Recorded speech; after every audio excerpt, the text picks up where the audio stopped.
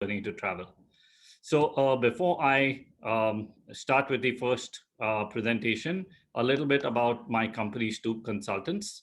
You would be knowing that STUP Consultants Private Limited is basically an architectural and an engineering design practice. And I will be actually talking to you a little bit about the company, but more about the work and the kind of work we like to do. And during that, I actually would wish you to get some lessons for your architectural practice, for your architectural business. And of course, I'd love to have a dialogue with you at the end of it about the relevance of this all. So let me start with this presentation.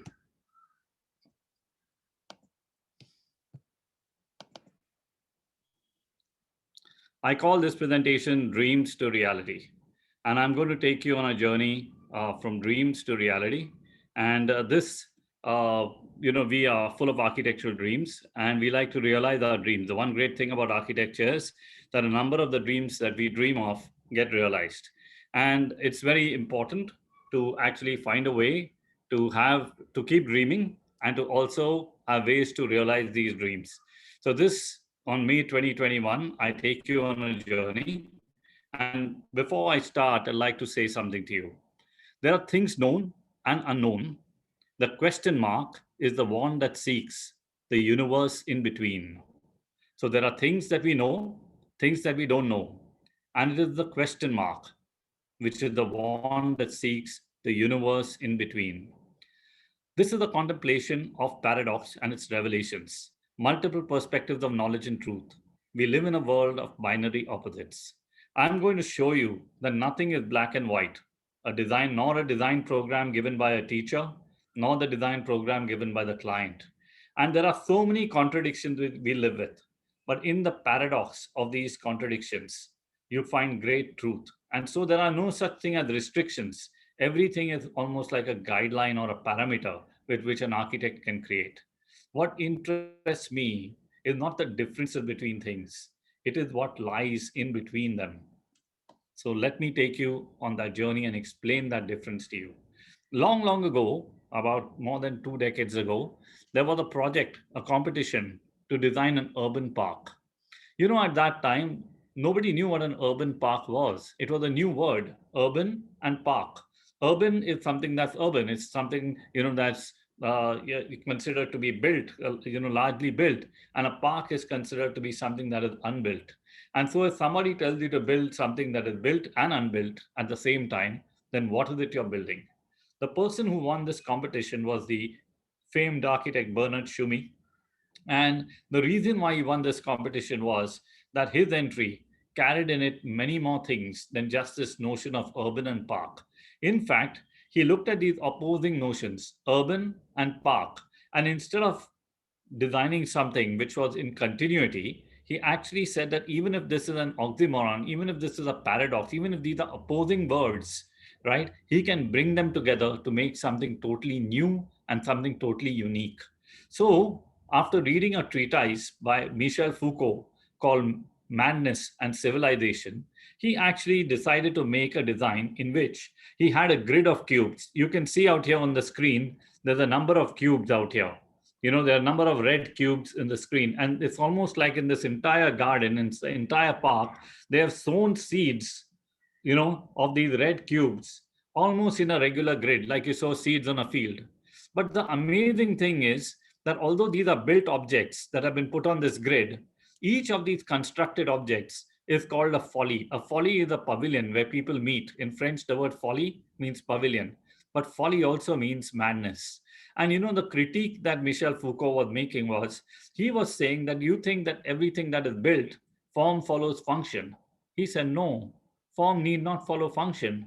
There can be form and you can give the form different thoughts and different ideas and different meanings afterwards. So all form need not follow function. So when you go to each of these cubes, each one is different. But when you walk inside the cube, you find a new meaning in every one of these cubes. So for example, you can go and meet your friend, you can meet your girlfriend, you can stand out here, and lean outside and have a view. You can play, children can play up and down, they can sit on the ladder. There's no function to these cubes. It is as if something is there and you don't know what it is, yet it is built. and you make your own functions happen. And that's what he meant by the word folly. He said, it's your own little space of liberation. Come here, write your own story. And so he sowed these little stories, these little places which were like open books. He sowed them across this entire expanse of land, sometimes on concrete, sometimes in greenery. And he sowed within the city, the fabric of the city, the notion of the urban park. So I'm taking you back to that slide where this entire park gets formed. So it is urban because these are built objects. It is a park because it is green and free. At the same time, these built objects give you a lot of freedom. And the treatise he made is that actually madness is very relative. You think someone is mad, but he's not mad. All the person is, he may be free of a certain rule or regulation, And so these urban parks are places for people to let themselves out, to shout, to cry out, to find themselves. And they are these places of relief, within the city. So it's so beautiful that even though you presented two oppositions, Bernard Schumi was able to come up with a design which kind of brought all this in the realm of the in between. And that's what I'm trying to say. Don't restrict yourself, open your doors of perception. If the doors of perceptions were cleansed, everything would appear to man as it is, infinite. So said William Blake. And if you see out here, I would like to first, of course, before I start, I would like to make a small dedication. This presentation is dedicated to my father, the late C.R. Alimchandani. He was an engineer, and I am an architect. And in a way, this presentation has happened, and this entire story that I'm narrating to you has happened because of the father and the son. So this is dedicated to my father, late engineer C.R. Alimchandani, and you will see why as we move down this presentation. This presentation will be broken up into 4 chapters, taking you from dreams to reality. And the first chapter is the notion that you must have a philosophy. Each one of us must have a kind of a philosophy. It's not that you tell yourself that, oh, this is my philosophy. It's something that grows within you as you move along. Then you must have concepts that are born out of an ingrained philosophy, a system of values. And then, of course, you must have the technique and technology. And then you must go towards delineation and blueprint. The thought and concept are the part of dreams. The technique and delineation are part of the reality. And we will take you from these dreams to this reality through a particular journey. Of course, you will have your own journey. As I said, everyone's truth is relative. But please join me on this journey, ask questions, and find clues and suggestions which may help you in yours. So, some things that I believe in. This particular phrase, cogito ergo sum. This phrase says, I think, therefore I am. Cogito ergo sum basically means I think, therefore I am. You see, every idea or every concept, even the concept of yourself, has a core and a periphery. At some point, it is true, and at the limit of yourself, what you think is the boundary of yourself, there lies another self. So, at the periphery, something wonderful happens. You understand concepts from the core, and when you go to the periphery of the concepts, they take you to another direction. This particular story that I'm telling you begins, with a father and son. A father, my father, who saw me draw a circle as a little kid and said, this guy, I think he may be an architect. And in some ways, I got inspired right through life with my father. And so you'll see a few circles as you move through this presentation. But of course, it's beyond all these circles. Let me tell you about one circle, the core and periphery of architecture. We all have some definition of architecture. We say this is architecture. And there's an artist who says this is a definition of art. So all ideas have a core. To someone, an art might be a two-dimensional work, a composition, etc., using color, materials, etc. That might be a very literal definition, but that might be the core of what is art. But at the boundary of that, art can also be three-dimensional, as you know. And similarly, architecture may mean one thing, but at the boundaries of architecture, it fuses into something else. I will take you on that journey. And so, for all these three things, art, architecture, and sculpture, they're intrinsically linked. They have a core and a periphery. Let's talk a little bit about Pablo Picasso, one of my favorite artists. And you know that the works of Pablo Picasso are sometimes border around sculpture and sometimes they're art. And his sculptural works may be art that you see on the right-hand side. His artworks may be sculptural. Okay, it is basically he was discovering another dimension. He was trying to explore the limits of art. And that's what we are talking about is most interesting, in your journey. Don't get confined by concepts, by compartments. Think, okay, of the periphery of all reason. And that's the amazing thing. That's the amazing frontier at which things start happening. For example, the works of Zaha Hadid, this particular work called The Peak, is this architecture or is it art? Or for that matter, this wonderful project by Frank Gehry, the Fondation Louis Vuitton, is it art, architecture, or is it sculpture?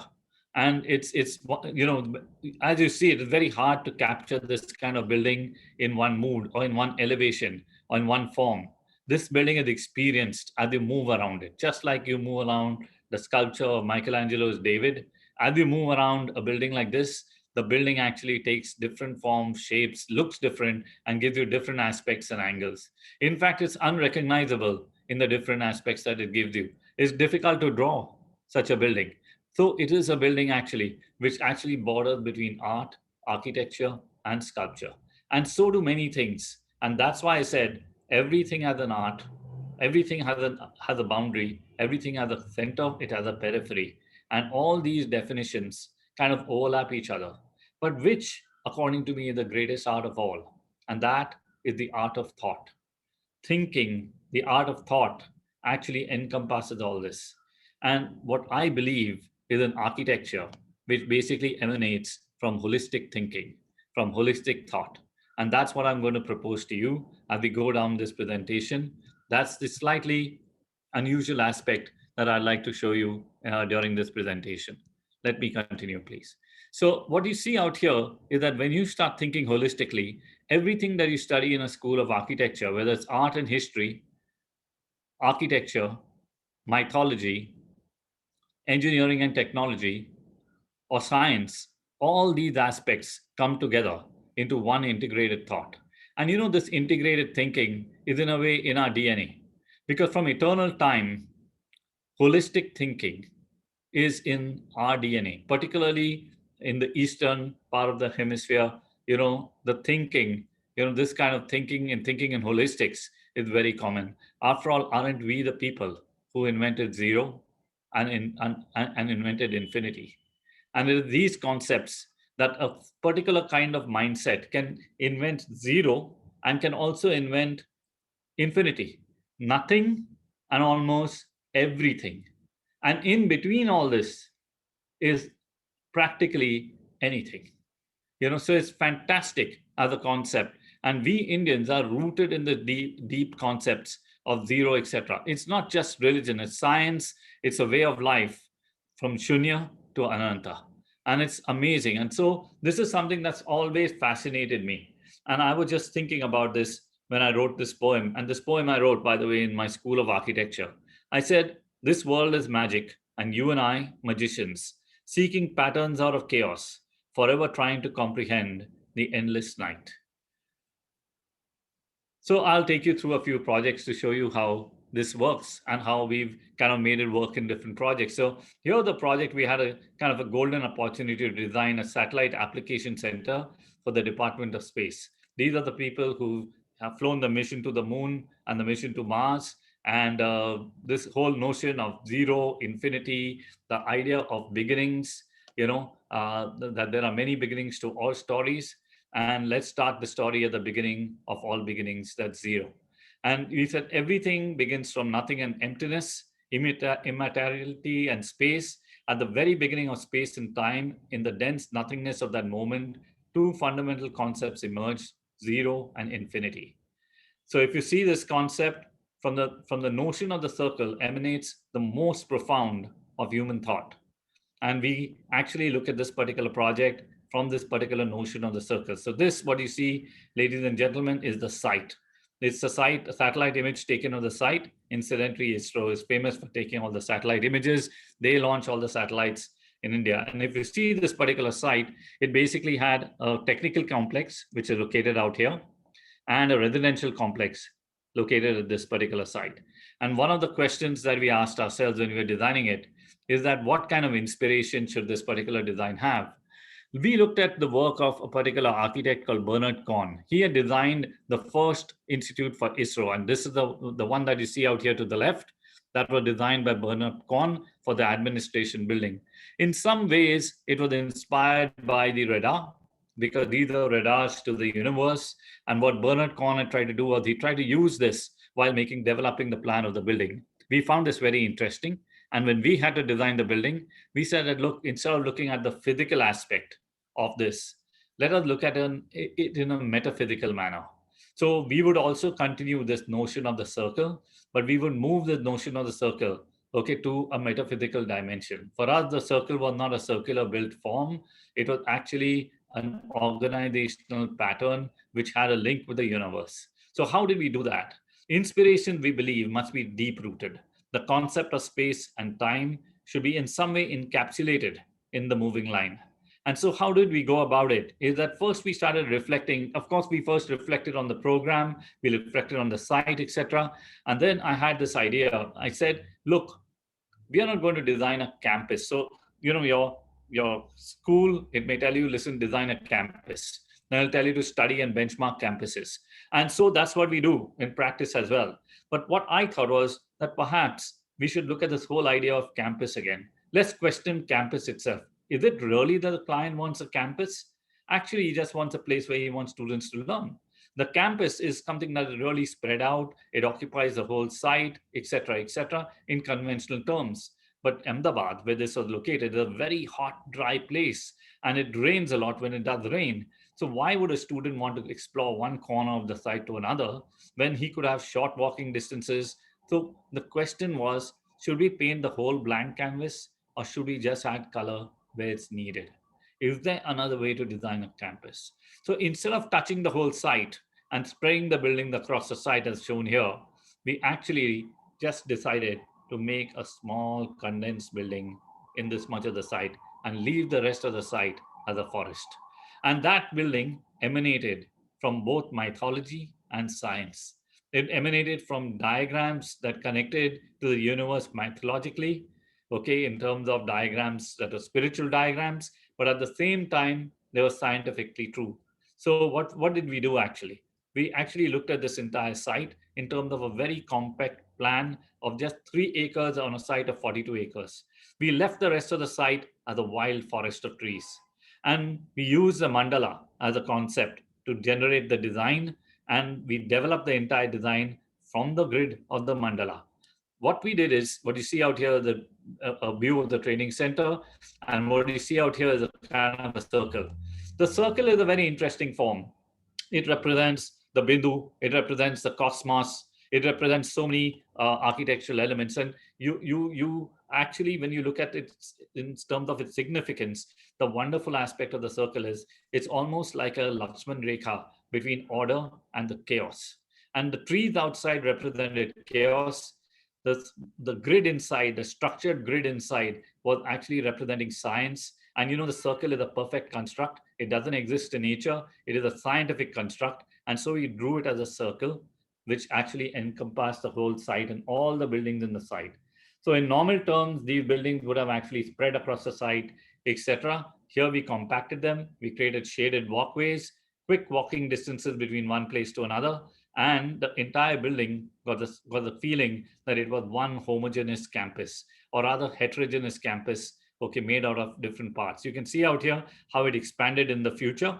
So what I'm showing you is the first building what we designed was here, and that's how it stands. And then slowly it starts expanding in the future. That's basically because we left a lot of space in the site for future expansions. This project actually has some further concepts. It has a square court in the center, which represents the temple pond that you see out here, with like a sun temple with a temple out here.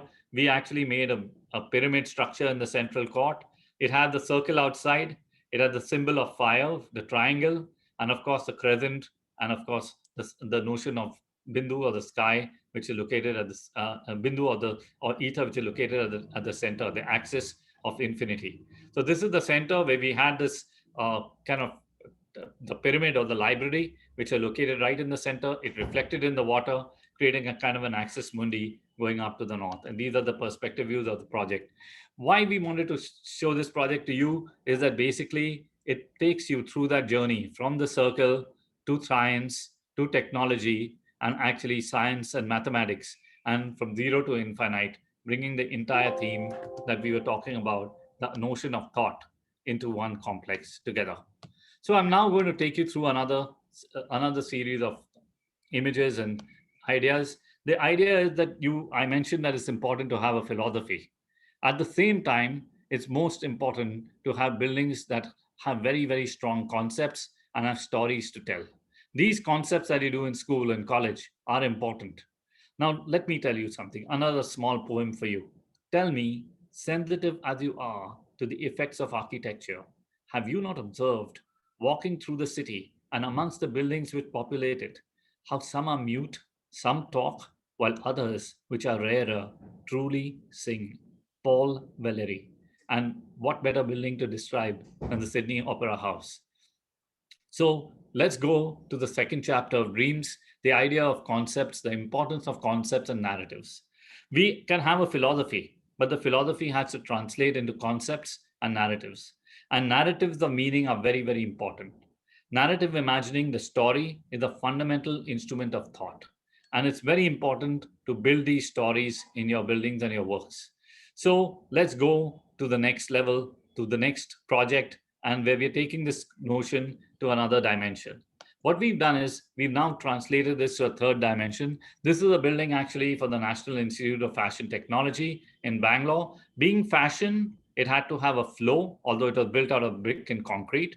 At the same time, being fashion, the center was the main arena, with the amphitheater, a water body, and then from there, the entire building spiraled out in 3 dimensions. And you can see out here below the solar studies and wind studies. But what you should really look at is how you can move from the residential part of the campus to the various labs and blocks to the auditorium through this kind of gallery space. So this was like the Colosseum. There was a gallery, there was landscape steps, and a water body right in the center. The idea was to bring all these functions together, starting from a yin yang center, which had this water and greenery, which basically symbolizes creativity, growing out in the spiral, Bangalore, the garden city. So using those kind of geometries from nature and then making them radiate out. And in between, and of course, the idea of flow. The whole building looks like a completely curved building, but if you look at it, it's made completely out of straight parts. And then that flow leads to the eventual design, where of course every building has a greenery that it overlooks. And at the same time, it looks like a completely curved and flowing building as we move outside it. The library in the center, the labs, etc. And this, of course, being the main amphitheater and the cafe to the right. These are just images of the building as we move through. And the reason why I thought this is important for you to look at is that basically it is in a way a series of grids, a series of layers, where this entire concept of thought and layers of thought and meaning are put together. Environment, nature, the garden city, because it's located in Bangalore, and of course, the function and the program, which is so important, for architecture. So when we talk about concepts and importance of concepts in buildings, let me take you to another building where we were really challenged by the concept. So this project, I was really challenged because I had some 20 minutes to meet the president of a country. We had to design the seat of government. I had to understand what he wanted. And then I had to go back, research, and come back with an idea which would kind of work with him, which would click with him. And it's another story about how these ideas were prepared and presented. But what I'd like to do is in this presentation, with the time we have, I'd like to take you through this idea. So this project is called the Seat of Government and Presidency in Akra, Ghana. It was one in competition with the best in the world. Basically, this was pride of India because India was actually contributing to this. The Indians were building actually the seat of government in Ghana. Shapurji Palonji was the design and build contractor for this project. And it was they were fantastic and very, very cooperative team. And what they did is we went together, we made this presentation. And this whole project was called the Seat of Government. And we were very, very conscious when we were designing this project that basically we were designing something which represented a country. 50 years after gaining independence, this country, Ghana, wanted to make a building of its own. Their rulers wanted to move from the colonial architecture of their times to an architecture which was modern and contemporary and their own. Well, in some ways, please reflect on the central vista as you look at this project. So what did we do? We actually studied this entire, we went through a lot of studies, not just of Ghana, but also of Africa, of what represents power. And what we did is we said, what are the symbols of power? So we are developing a concept here. It has to touch the people. It has to touch the president because it's the seat of government. It's the seat of power. At the same time, it's about democracy and it's about the people of Ghana. So what did we do? We looked at a structure like the pyramid, which is very, very representative of a notion of power. It was built for kings, okay, and the ziggurats, etc. We looked at these structures and then we said, look, but these structures are unicentric power. And we want it to be polycentric power. And how do we do it? We said, look, rather than a pyramid, you make a split structure, like the twin towers of democracy that stood in US. Okay, at the same time, you make it into a gateway because everything doesn't end here. In fact, the country begins here and it continues from here. So this is a kind of a process. It's a gateway to a country. It is not the essence or the end of the country. So we decided we'll continue the axis through this building. So we took a pyramid, we split it, we said we'll continue the axis, and then we did something unusual. We actually went and looked at, this project was called the seat of government and presidency. And like the urban park, everybody asked, what is the seat? So the seat is the place where power sits. And at the same time, where different points of view are united by the president who's located on the top of the building and connecting it all. And then just to give the symbolic aspect that it's an African seat, we use the stool of the Asante king. And we use the symbols of the people in the sunscreens outside this building. And that's what generated the entire complex. So I'm very quickly taking you through the master plan. You can see out here, this is the master plan. It had all these 5 pavilions. We won this competition with this particular plan. And it was very much appreciated by the president. But then we had some dialogue with Shapoorji Pallonji, and we both agreed that the building should actually be compacted. And we went back, and that's why don't get stuck to your concept. Your concept is strong. Your building may also change, but the principles of the concept should remain. So what we did is we actually brought all the pavilions together and made them into one large building and one large pavilion. And so you can see the evolution of the master plan. And then this was the final building. What I wanted to say was that the concepts, these concepts that you're seeing out here remain true, to the conception. The conception may change over a period of time. The importance is the story or the seed of thought within. And you can see out here how that entire Asante king's throne is reflected just in a contemporary way. We don't even, I'm saying this in the presentation, but you don't need to say it. It's an association people have. And Ghana is known as the Gold Coast, and therefore you can see this gold cascading facade. And the amazing thing is that, I will be talking to you a little later about the importance of architecture and engineering, but the important thing is that this was the concept design. What you saw out here in the first slide, there was a concept design, and this is the final built work. And I can tell you something, we've not moved a centimeter from the concept to the built work. We've been absolutely true. Once we sold the concept, we sold the dream, we said that we wanted to become a reality. And this building had a very interesting aspect. No client asked us, but we made a kind of a water wall here. And then we had this kind of screen wall, and we had the wind blowing through. And you can see these step terraces out here like a ziggurat, and the wind blew through. You could open the windows and you could naturally ventilate the interiors of the building. So what you see out here is actually the derivation. And we basically study, and we try not to be literal. We try to subtly bring these concepts in. And you can see how this building, it's got the ziggurat, it's got the musharabia or the veil, it's got this kind of sun roof and skin, which is an environmental skin. And also it creates this aspect of the gateway out here, which you can see with the president's room and the cabinet bridging across the different views and different thoughts and ideas. It's a very interesting building structurally and architecturally because it's actually a step pyramid which is encompassed by a kind of a veil. And that's an environmental veil. And on the ground floor out here, around it, is a garden. So it's really a building with a garden and then a kind of a completely third roof, which is shading it, protecting it, and creating this thing. And it's very simple because, when you make these presentations and you make these conceptions, anything can trip you up. You're presenting to a president. He has only one question he asks you after all this. He says, how am I going to clean this building? You've got this kind of curved facade. And we said, sir, no problem. You can actually walk here onto the balconies and you can clean it. So you've got to work at these concepts comprehensively. It's even a small thing which you might think is literal is still very important. It's important to know how to clean this facade even when you make the concept of the facade. It's very important to be able to think holistically, like I said in the first chapter of this presentation. And you will see out here this kind of golden veil and the kind of courtyard and greenery. And let me tell you, we did not prototype this building.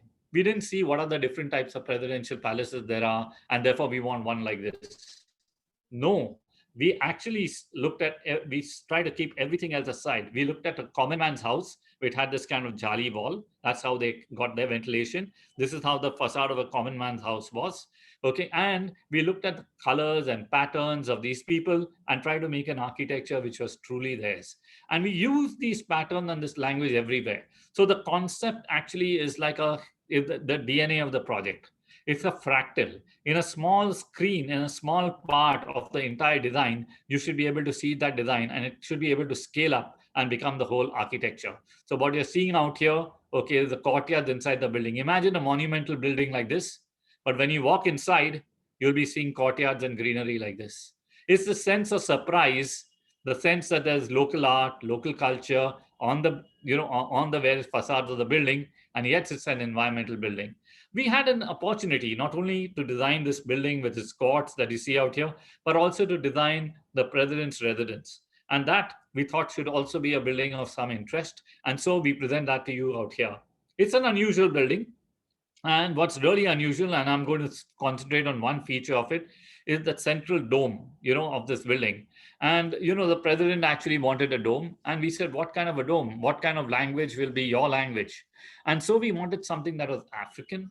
And we actually wanted something that was maybe slightly Indian, maybe something that was Mormon. We didn't want anything to be literal. We said it has to be something different. And we said, we have a dome, and then you go and hang a chandelier from it. Why can't I make you a daylight chandelier? So this particular structure that you see is not only architecture, it's also the structure, it's also the interior design, it's also the product design, because it's also a light. It also lights up at night. It lights up in the day and it lights up in the night. Part of it is glass, crystal glass. Part of it is actually sunscreens, jalis, and the two together make a composition. It basically occupies the main central court, and then you move out here to the presidential lounge. And after that, of course, these are the private quarters of the president. That's the building and the city of Akra beyond. And this is the kind of architecture there is inside the building. And you can see this particular structure and this dome. This crystal dome, as I said, is completely structural. It's like a crystalline cubes hanging one on top of the other. Across the building, you will see on the facades these symbols, which are also there in the seat of government. These particular symbols, like the symbols of democracy, the symbols of equality, all these symbols are the Adinkara symbols, the local symbols of the people of Ghana. And we've kind of used these symbols in our architecture on the elevations, on the walls, on the plans, etc. And we refer to a lot of work. I refer to the works of Frank Lloyd Wright, Joseph Allen Stein, various other architects. You will see I have some homage to these architects as we go down this presentation. And I try to actually refer, but never literally copy. And I try to be inspired by not just work that's happened in the past, work that's happening today, and also by reading journals on science, art, mythology, history, and bringing all these together, okay, in architecture. So these are walks that you take inside the building and the kind of experiences you have through these skylights and the patterns they throw and the kind of structural geometries and crystalline structures they have.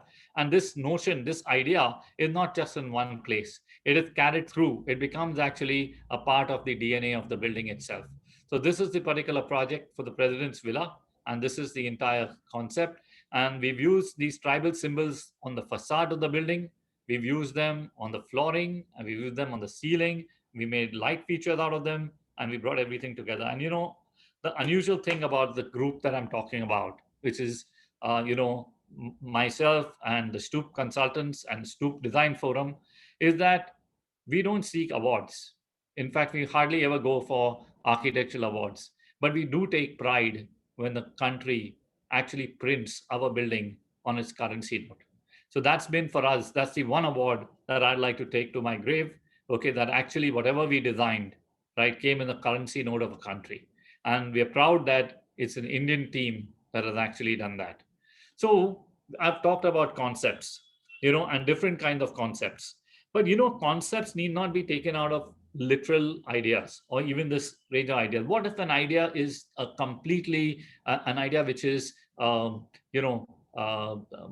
more out of something ephemeral? Now we had to design for the Indian Army a kind of a convention center, which is basically the Manekshaw Center, which is for the main banquet hall, etc., for the Indian Army. And we designed this building in a very, very different manner. We designed it as a transparent cloak. And I'll tell you what's behind that notion.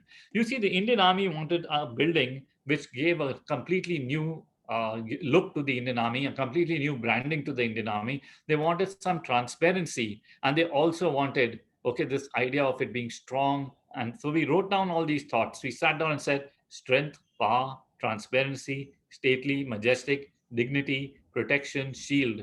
How do we bring all these thoughts and ideas together in a building? So we had this notion that for you and for me, every day when we walk on the street, what is the Indian Army?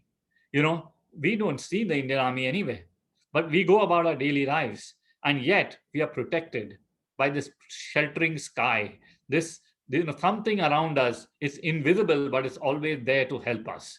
And because of that, we are protected. And we looked at the roof. In architecture, the roof. The idyllic architecture is if you're in architecture with nature. And so, if you articulate the roof of a building to just protect you from nature, ideally you would like to have nature inside a building. You'd not like it to be just concrete. So what did we do? We decided that we'll focus, okay, on this roof, or the transparent cloak as we called it. And this roof would do various different things. Like it would control the light in the building, it would protect you from rain, and it would give you all these effects. And so we designed a building of floating forms, a convention center, a convention hall, auditorium building, banquet hall building. This is one of my sketches, early sketches, all brought together in three-dimensional space. This is actually the Google image of the building. I'm going to show you a lot of Google images of these projects. And you can see out here kind of a monumental garden and two intersecting squares, which kind of depict the architecture of this building. Two squares like this, which intersect. This one is the banquet hall. This one is the foyer block. And this is the main 1,000-seater auditorium. And this is a tea room located in between. This entry out here is the entry, which is basically the entry to the banquet facility. And then there's a separate entry which goes to the foyer facility at the back. That's basically the building here. And this is the architecture that you can see in the view, a perspective view. And incidentally, these are the views done at the time of conception of the building. So I'm showing you, perspective views that were done when we actually got this project. But the amazing attempt that we made here, successful, unsuccessful, is for posterity to decide, is that when you walk inside this building, we wanted you to actually have buildings in greenery, floating in water. And I'm inspired here by a building I worked on long, long ago in Delhi. It was a building designed by Joseph Allen Stein, the great American architect. And his book was called A Building in the Garden. And so I thought, what if I really make a garden in the building? And the idea was that make all these blocks actually inside this building float in pools of water and greenery. So that's what we try to do. And you can see out here as we go through the slides of this presentation, I'm going to go very quickly through it, okay, of the Manekshaw Center. When you come out, we've kind of got a sharp edge, like a cutting edge to the design. You can see out here. And then as you walk inside the building, you're walking inside the building. There are some very traditional interiors done by the army. But this, what you see out here, okay, this architecture is a kind of a street. And it's a pergola catenary, again, a lot of, you'll see structural expression in our work, catenary roof, the catenary beams, greenery, plants, and all the buildings are actually floating on water, as you will see in the next set of slides.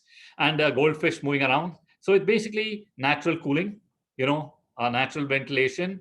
Okay, you move around and then you can go from one space to the other.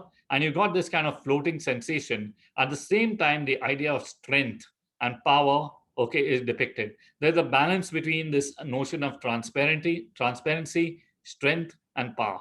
And when you walk inside the building, we have these kind of floating objects, and we have these bridges that are connecting to the roof of these objects. Normally, architecture has 4 facades, right? Most architects design with 4 facades. We always design with 5. In this, we design the roof in all our architecture, and we believe the roof gets 62% energy, and it requires to be designed as much as the facades required to be designed. In this building, we also design the undersurface of the building. So if you see out here, you actually can walk below this and actually experience the undersurface, where we've got an exhibition hall, we've got banqueting facilities, cafeterias on top, and so the volumes start interacting with each other. And the main aspect is this diaphanous roof, which is a 75 meter by 75 meter roof full of north lights. So you got indirect light, and we've left the building very simple. Let light play its role of actually bringing light and shade inside the building. That's actually the section of the building showing you the north light roofs and the kind of light that comes into the spaces. And you can see out here the tricks that the sun plays as it moves across the day, and the kind of character that it can bring to your architecture by just giving it a soft light, giving it sometimes sharp lights and contours. And it's so much fun. If we had painted this or if we had colored this differently, we would have lost the charm of this entire space. And you can see the kind of movement and sinuous curves we've been able to bring in, because this is basically a floating roof, even though it's in concrete. Okay, and there's all structures and envelopes around it. So the spaces between the buildings and the spaces above and below the buildings have all been used.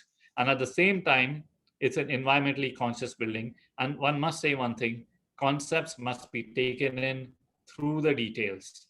There's one thing I learned from the Habitat Center project, that Mr. Stein and his team, Miramani, Anurag Chopra, and the entire team, they actually looked at every detail as they built their project. And it was really good apprenticing, okay, and understanding this kind of detailing. It allowed me, when I was practicing my architecture, to articulate these details in the various aspects of the building to bring out this concept of, the edge in these structures. So what you see out here, whether I wanted to depict a bayonet or a sharp edge, I could do it through the articulation of details.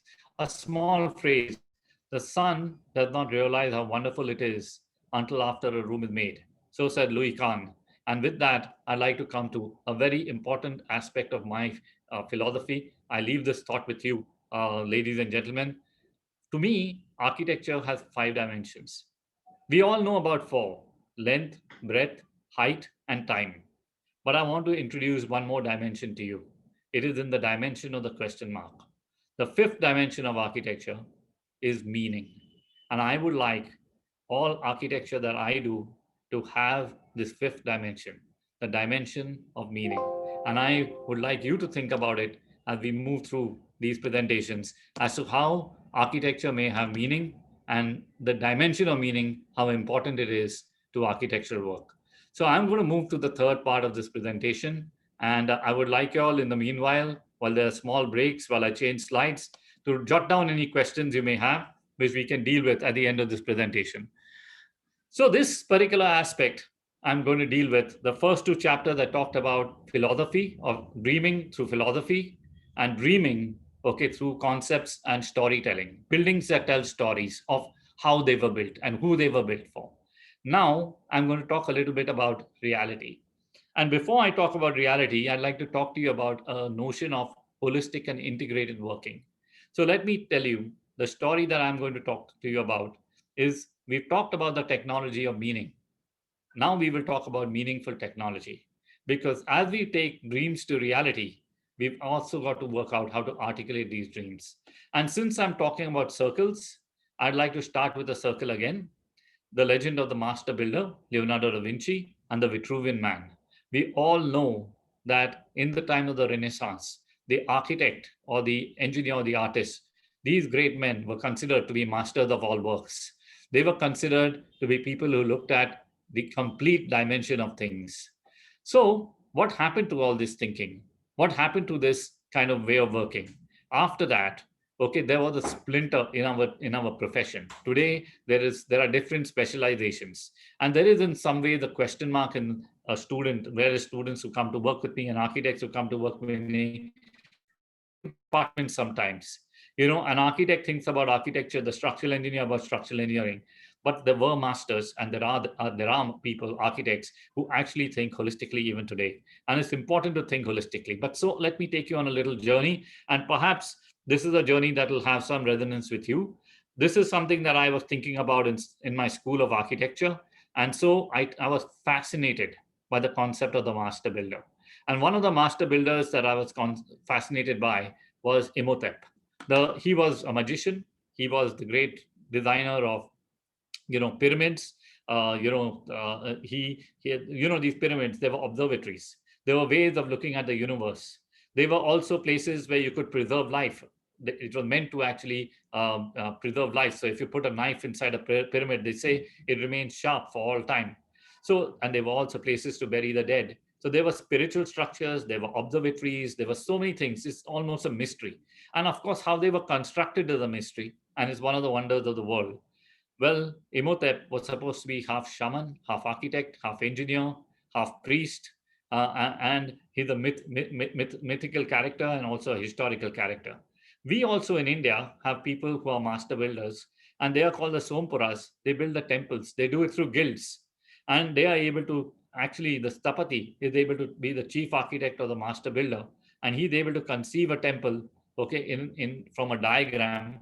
And this diagram is a diagram of a house, it's a diagram of a temple, it's a diagram of the city. I'm talking about the mandala. And at the same time, it can be transformed into 3 dimensions. It's both a spiritual work, it's also a work of engineering, it's a work of architecture, it's a work of art and sculpture as well, because you inform through the stories written on the facades of the buildings. I was fascinated by this architecture. And I am also fascinated by Gothic architecture, because Gothic architecture was built at a time when people had sickness and plague. They were passing through perhaps times like we are today, and they all looked at God, okay, as this almighty force, this great divine force. And God was so much greater that they want to build cathedrals taller and taller, okay, to actually feel that kind of presence of God, that awesome presence of God. And as they built it taller, they needed means to build it taller. And so they discovered the pointed arch, as you know. And this notion of pinnacles, flying buttresses, vaulted ribs, diagonal ribs, transverse ribs, the idea of having these large stained glass windows and almost building curtain walls at that time. So it's concrete and it's stone and glass. Okay, these great cathedrals always inspired me because there was so much energy in these buildings, spiritual energy, architectural and gravitational, structural energy. Okay, and of course the energy of being in a very, very beautiful environment. So I'm much inspired by that, and of course by Leonardo da Vinci. And I always ask myself that why can't we be like this? Why can't we be architects, engineers, artists, poets, and get all this together? Why can't we be like Da Vinci? Why can't we think, okay, in terms of holistics? And that's the concept of the Vitruvian Man for me. And I always believed that this concept is something which allows you to live life to the fullest. Because as an architect, who are you? You're basically, to me, a medium for interpreting the world. Through you, the client's brief, the site, your own evolution and everything around nature, the environment, all kind of goes through you and manifests into the artifact. And so the idea is, what happened to this great Vitruvian man? That Stapati, that Imhotep, all these master builders. It's amazing if I tell you the story, and the story has great resonance in this company STUP, because you see, in the 1800s, Telford, the British engineer, he designed a bridge. Now, bridges are supposed to actually bridge between two gaps, but this bridge created a schism. It actually broke this whole concept. It made a schism in the concept of the Vitruvian Man. Because the moment this bridge was created out of steel, a new science was built, which was the science of engineering. And this notion of the engineer came because he built this bridge, and then people started making calculations as to how to make these bridges. They made a school, which is called the École des Ponts et Chaussées, which studied the science of building. And at that time, this whole notion of the master builder had a huge crisis, an identity crisis, because the engineers started building through the École des Ponts et Chaussées in France, and the architects were wondering what they're going to do. And what did the architects do? They actually had a school called the École des Beaux-Arts, which studied the science of aesthetics. And what did they do? The architects actually went to the ruins of Rome, Egypt, Greece, etc. And they actually drew their architectural inspiration from there. So while the engineers were looking at the radical new technology and materials, the architects were harking back to the past and the glories, the nostalgic glories of the past in the École des Ponts et Chaussées. There was a kind of a complete dichotomy between these two. And how could you how could you bring these things together? We actually needed a bridge when a bridge had divided this notion of the Renaissance man. Well, many beautiful things got created, but at the same time, like the Eiffel Tower and the neoclassic Pantheon, for example, in Paris, but there was need for some kind of synthesis which was more true to the times. And just look at art, for example. In art, there was almost at the same time the revolution of the camera. And till then, paintings were very realistically portrayed. Let's look at landscape painting. They look very realistically portrayed. But this realism actually led to impressionism, because once there was a camera and you could photograph something realistically, art went into a crisis. But it responded to the crisis by finding something totally new, finding a totally new way. So they discovered impressionism, which actually through color and light, it actually was able to give the moods of the artist. It changed the way you look at the landscape. It led to cubism, which looked at the different facets of an object and how an object could be looked at in different ways. And so there was time moving across and over the painting, and giving you different dimensions to it. And then there was purism, which was like a synthesis of this cubism. So art evolved. When disruption happened, new things happened. And it also happened in architecture, but it required an architect who was an artist and had mindset of an engineer and the mindset of thinking holistically, like Le Corbusier. He used this idea of engineering now, concrete, RCC, which had come in at that time. And he decided this is an opportunity to lift the building and go against gravity and allow the greenery to come and flow below on the building. He realized that you could use cantilevers, which allowed you to make ribbon windows on the facades and to appreciate nature, okay, through your horizontal stereoscopic vision. And of course, he had the 5 points of architecture, which is famous: the pilotis, roof garden, free design of the facade, the notion of the ribbon window, and of course, the free ground. And I was inspired by these ideas. The idea that you could actually look at these two things, architecture and engineering. They may seem like opposites, but actually you can bring them together and create something totally new and something totally unique. You need not create something that is more architecture and less engineering, or more engineering and less architecture. You need not create something that is architectural engineering. You can create something totally different, and that's what we aspired. And this is my college work. Since you're in college, this I did with a friend of mine, who I worked with later on. And this particular project that you see is basically inspired by Antoni Gaudi. This is the project that I did in school as well, which actually is inspired by another master. It's inspired by Buckminster Fuller, who was everything. He was not even an architect. Like I said, what's most important is thought. And he was a thinker. So I read his book, Spaceship Earth, and I kind of inspired by this book. I kind of was thinking about this whole thing about geodesics and domes. And I was at the same time studying an old art district. This district was the Kalagoda area in Mumbai, and I had to make a new museum for this art district. And so instead of making an architecture which had continuity with the British colonial past, the heritage areas of Kalagoda, I actually made a building that was radically different. I made a very contemporary building. I actually had a building with a central core, you can see out here. And then I had these galleries. Each of these galleries are like around the building out here. So the orange core, this is a small gallery, and these are large galleries. And the galleries keep changing, as you can see. Around one center, there can be 3 galleries like this, sometimes 2, sometimes 1. Why? Why were these galleries changing? I wanted there to be different permutations and combinations. Please remember, this project is designed in 1988. Okay, it's designed much before today. But at that time, the challenge I felt is that you need to have multiple spaces for exhibiting art. And so what I did is I actually had these galleries that moved up and down. Okay, they actually were lifts, they were elevators. And since I was challenged in my school that, can you design this? You better know how to engineer it. Otherwise, it's just a fantasy. I actually worked out how to engineer it. And so I kind of designed this building, which again has this kind of fractal concept. It takes a triangle. It translates the triangle into a geometry in plan. You can see the geometry coming out of hexagons out here, and then the same hexagons and pentagons form the IMAX theater, okay, out here. So bringing all these notions and ideas together and inverting logic. For example, one of the things that this project did was it presented something totally contemporary, but also whatever it presented was contemporary in an environment which was completely a heritage environment. But you could see through the facade of this building, because it was a broken facade, you could see the arches and domes and various characters of the area around. And I also took the spires and hemispheres, like for example the Prince of Wales Museum and the Rajabai Tower, and brought it into the geometries of this architecture.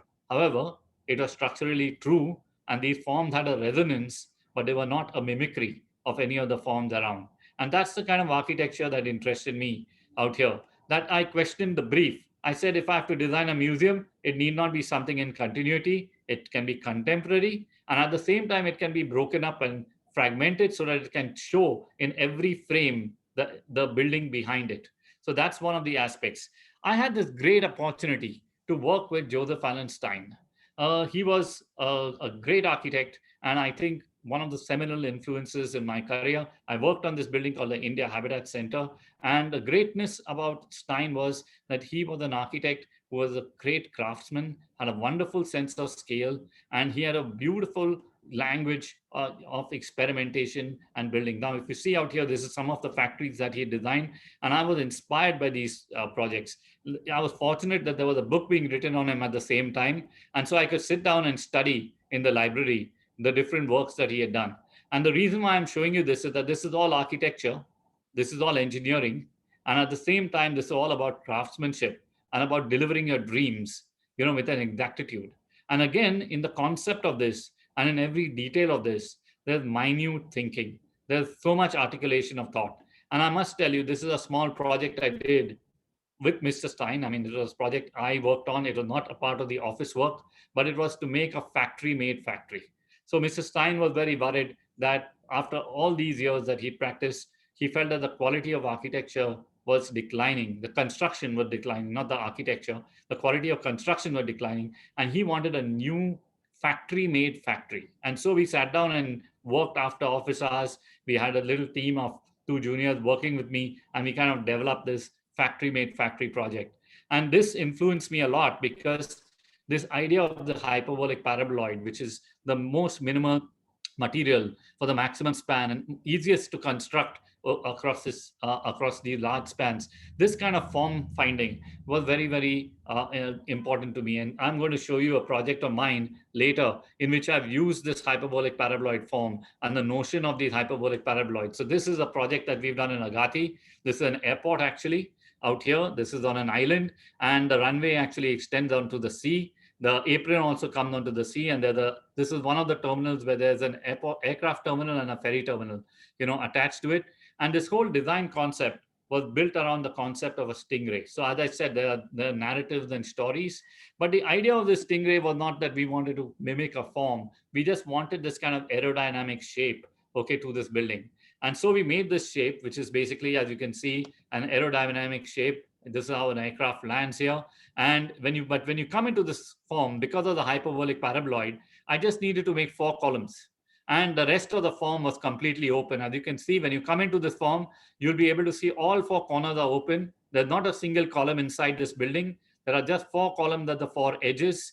And then the rest of the building is completely open everywhere. So when you walk in, you can actually see the beautiful nature outside. This is located in the Lakshadweep, in those most beautiful islands. And so the view outside this building is most important, is more important than the view of the building itself.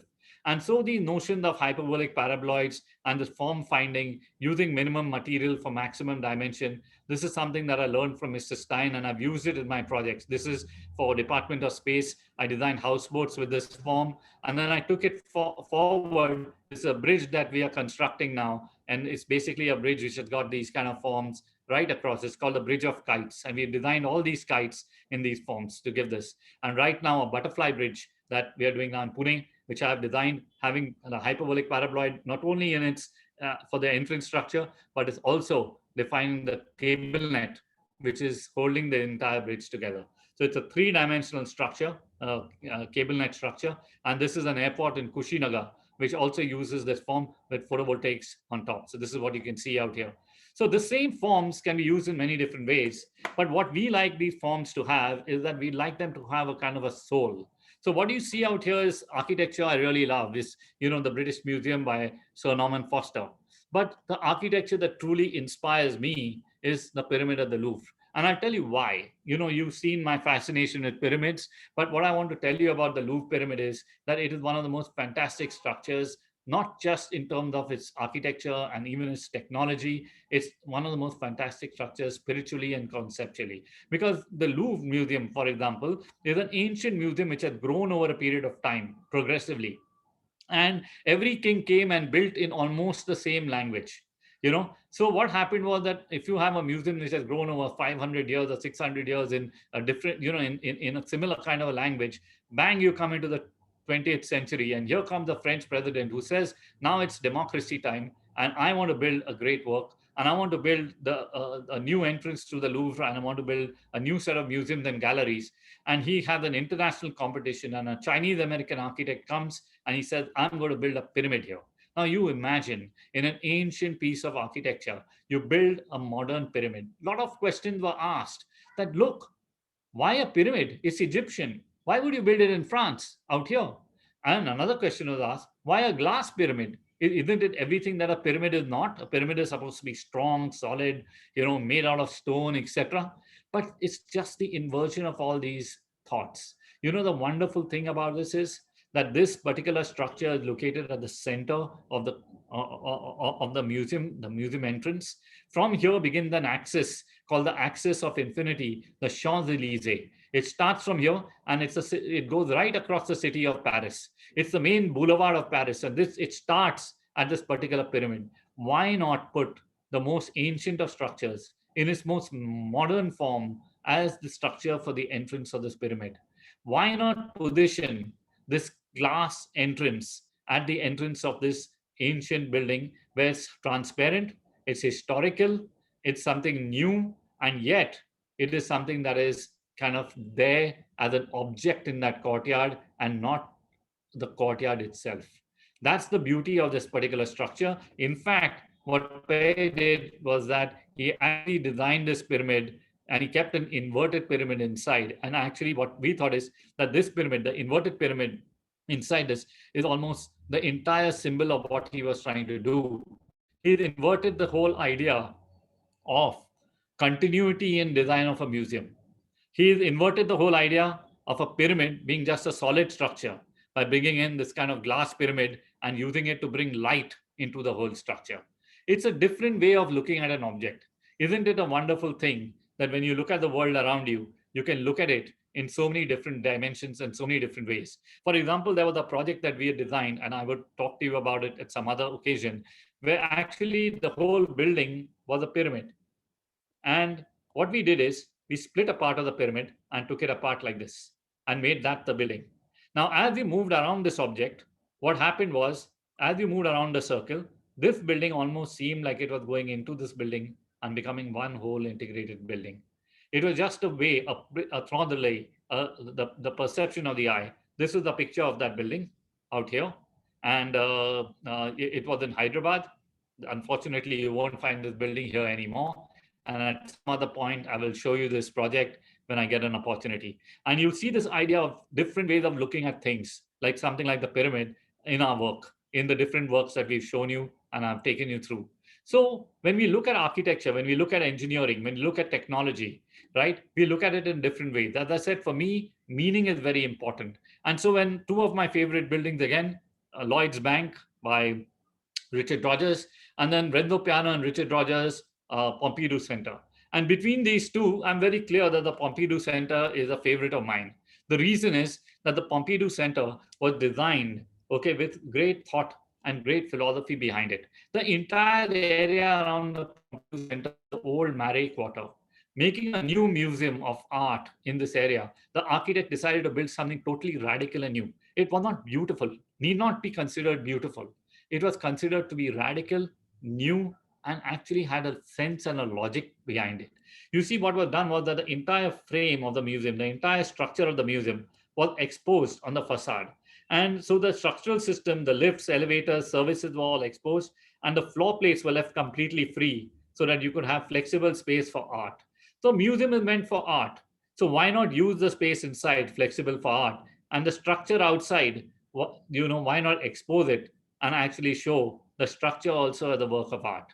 That was the idea behind this museum. And so in this ancient quarter, with all these kind of three-story high, four-story high Parisian roofs, here came a spaceship down to earth, like Buckminster Fuller's Spaceship Earth, and brought new thoughts and new ideas and new conceptions to it. And actually, what was amazing about it, and that's what's important about the story I'm about to tell you, is that when you make something like this, what's important is not just this frame and this notion, it's every detail. And I'm going to talk to you about one detail which I found so inspiring. And this is the detail of the gerberat. Now, those of you who've done some serious study of your engineering will know that this is almost representative of a bending moment diagram, this bridge. And if you look at it, you'll see that this particular form was taken by the engineer who worked on this project. It's called a gerberat, out here. And he utilized this form and he developed an architecture out of it. And what you're seeing out here is the kind of architecture he got. You can see out here the gerberat out here. And you imagine that this entire facade is made out of the details. So when you walk on this particular escalator, when you go up this escalator, you'll be able to see this particular detail, and it's articulating the whole building. This detail is very important because it is actually showing you something that is machine made. And this is the building, which is a celebration of the machine, and yet has a human touch because the kind of shapes and forms that it has are organic, almost as if it is cast. So the engineer is as important. He must also sit down and contribute to the building. And the architect and engineer must have a real jugalbandi. But it's amazing. Having worked all my life, my father, the engineer, me, the architect, working in a company like STUP, which are architects and engineers, I must tell you that there's one amazing challenge. Even when you look at an object like a pencil or a column, right? The amazing thing is for the architect, this particular column is reaching up towards the sky. It's like it's like a tower rising up, like the Burj Al Arab. For the engineer, there are forces of gravity from this going down to the ground. We are both looking at this thing, one trying to make it elevate and rise up to the sky, the other trying to work out the forces that are actually bringing it down to the ground. Two different ways of looking at the same thing, but actually you have to look at it both ways to realize what this thing is all about. And that's what's important, the different perspectives. So not everybody can be both an architect and an engineer. Not everybody can have capability in both these areas. Santiago Calatrava is both an architect and an engineer, and he has his own way of expressing it. But the world is quite fractured around us. There are architects, contractors, services engineers, project management consultants, structural engineers. What's important is that there should be a platform for dialogue between these. There should be a way of connecting these gaps, and how do you bring all this together? How do you kind of put this entire thing of specializations together by making a table for dialogue? And that's what myself and my father sought to create, and we actually wanted to have a place where people were not actually sitting apart from each other. They were actually together and they were conceiving things together through dialogue. There was a oneness amongst all the peoples who are stakeholders in a building: the client, the architect, the poet, the artist, the engineer, everyone sitting together and dialoguing about a building. And so then, so many interesting ideas and thoughts came out of it. Debate, context, dialogue, collaboration, dialectics, gestalt, deconstruction, meaning, all these thoughts, concepts, and ideas come once you're able to bring yourself to a table and bring different points of views and multiple perspectives. And I call this the dance on the precipice of reason, because you go to the border of every idea. You ask yourself a question: is the column really soaring up to the sky, or is it forces of gravity is coming down? Or is this a column at all? Can the column be tilted? Can it become something totally different? And that's how we kind of conceived a number of our buildings. Can we look at things differently? Can we look at things beyond? There's something beyond just engineering and architecture. A pyramid need not be standing just on its base. It can stand on its head, as long as the spirit is being communicated. It's the message you're communicating, the meaning, the fifth dimension that you want to express. I'm just taking you through a project. This is a project that we prepared in Gambia. It's also interesting because when you look at unicentric circles, you look at this as a symbol of power, and then multicentric circles, that's, and then it becomes an ellipse. And this is how any debate is created, which is the plan of this particular hall, which is the assembly hall of this parliament building that we've done in Gambia. And then there's this whole notion of this building being actually a building representing a river and the ethos of a country. I will not dwell too much on the details. I'll leave the impressions of the buildings to speak for themselves. You can see out here the view of the building. So what I'm talking about is we all believe, and I used to love reading Louis Sullivan say, form follows function. And I would, Bauhaus, form follows function. And I would actually like to say, form follows meaning. And for me, that is the most important, is what is meaningful is beautiful. So I use deconstruction as a tool. I use it as a method in my work of critique, and I actually search for that meaning while making architecture happen. And I would advise you, just like I did as a student, to question your program, question your brief, question everything, okay, and even question yourself as you move along. So there are some 5 points of design: context, sustainability, team ideas, delineation, and of course, focus on delivery. I will talk about delivery in the last chapter of this presentation. Let me tell you, sometimes I ask myself, who am I? When I'm telling you that there are 2 things to create. One is to create an organization, which creates, artifacts of, good work, artifacts that can be remembered and artifacts that contribute something. At the other end, you want to create architecture, the artifact itself. So you're creating 2 things as an architect: an organization and also the artifact out here. And the way I view myself is as a conductor, of an orchestra. I believe that there are talented people, talented musicians. It's how you conduct the orchestra and the music you make. And that's what we're really looking towards doing. The music is born out of the idea. We want to make the idea beautiful. We want to make it meaningful. And meaningful is beautiful.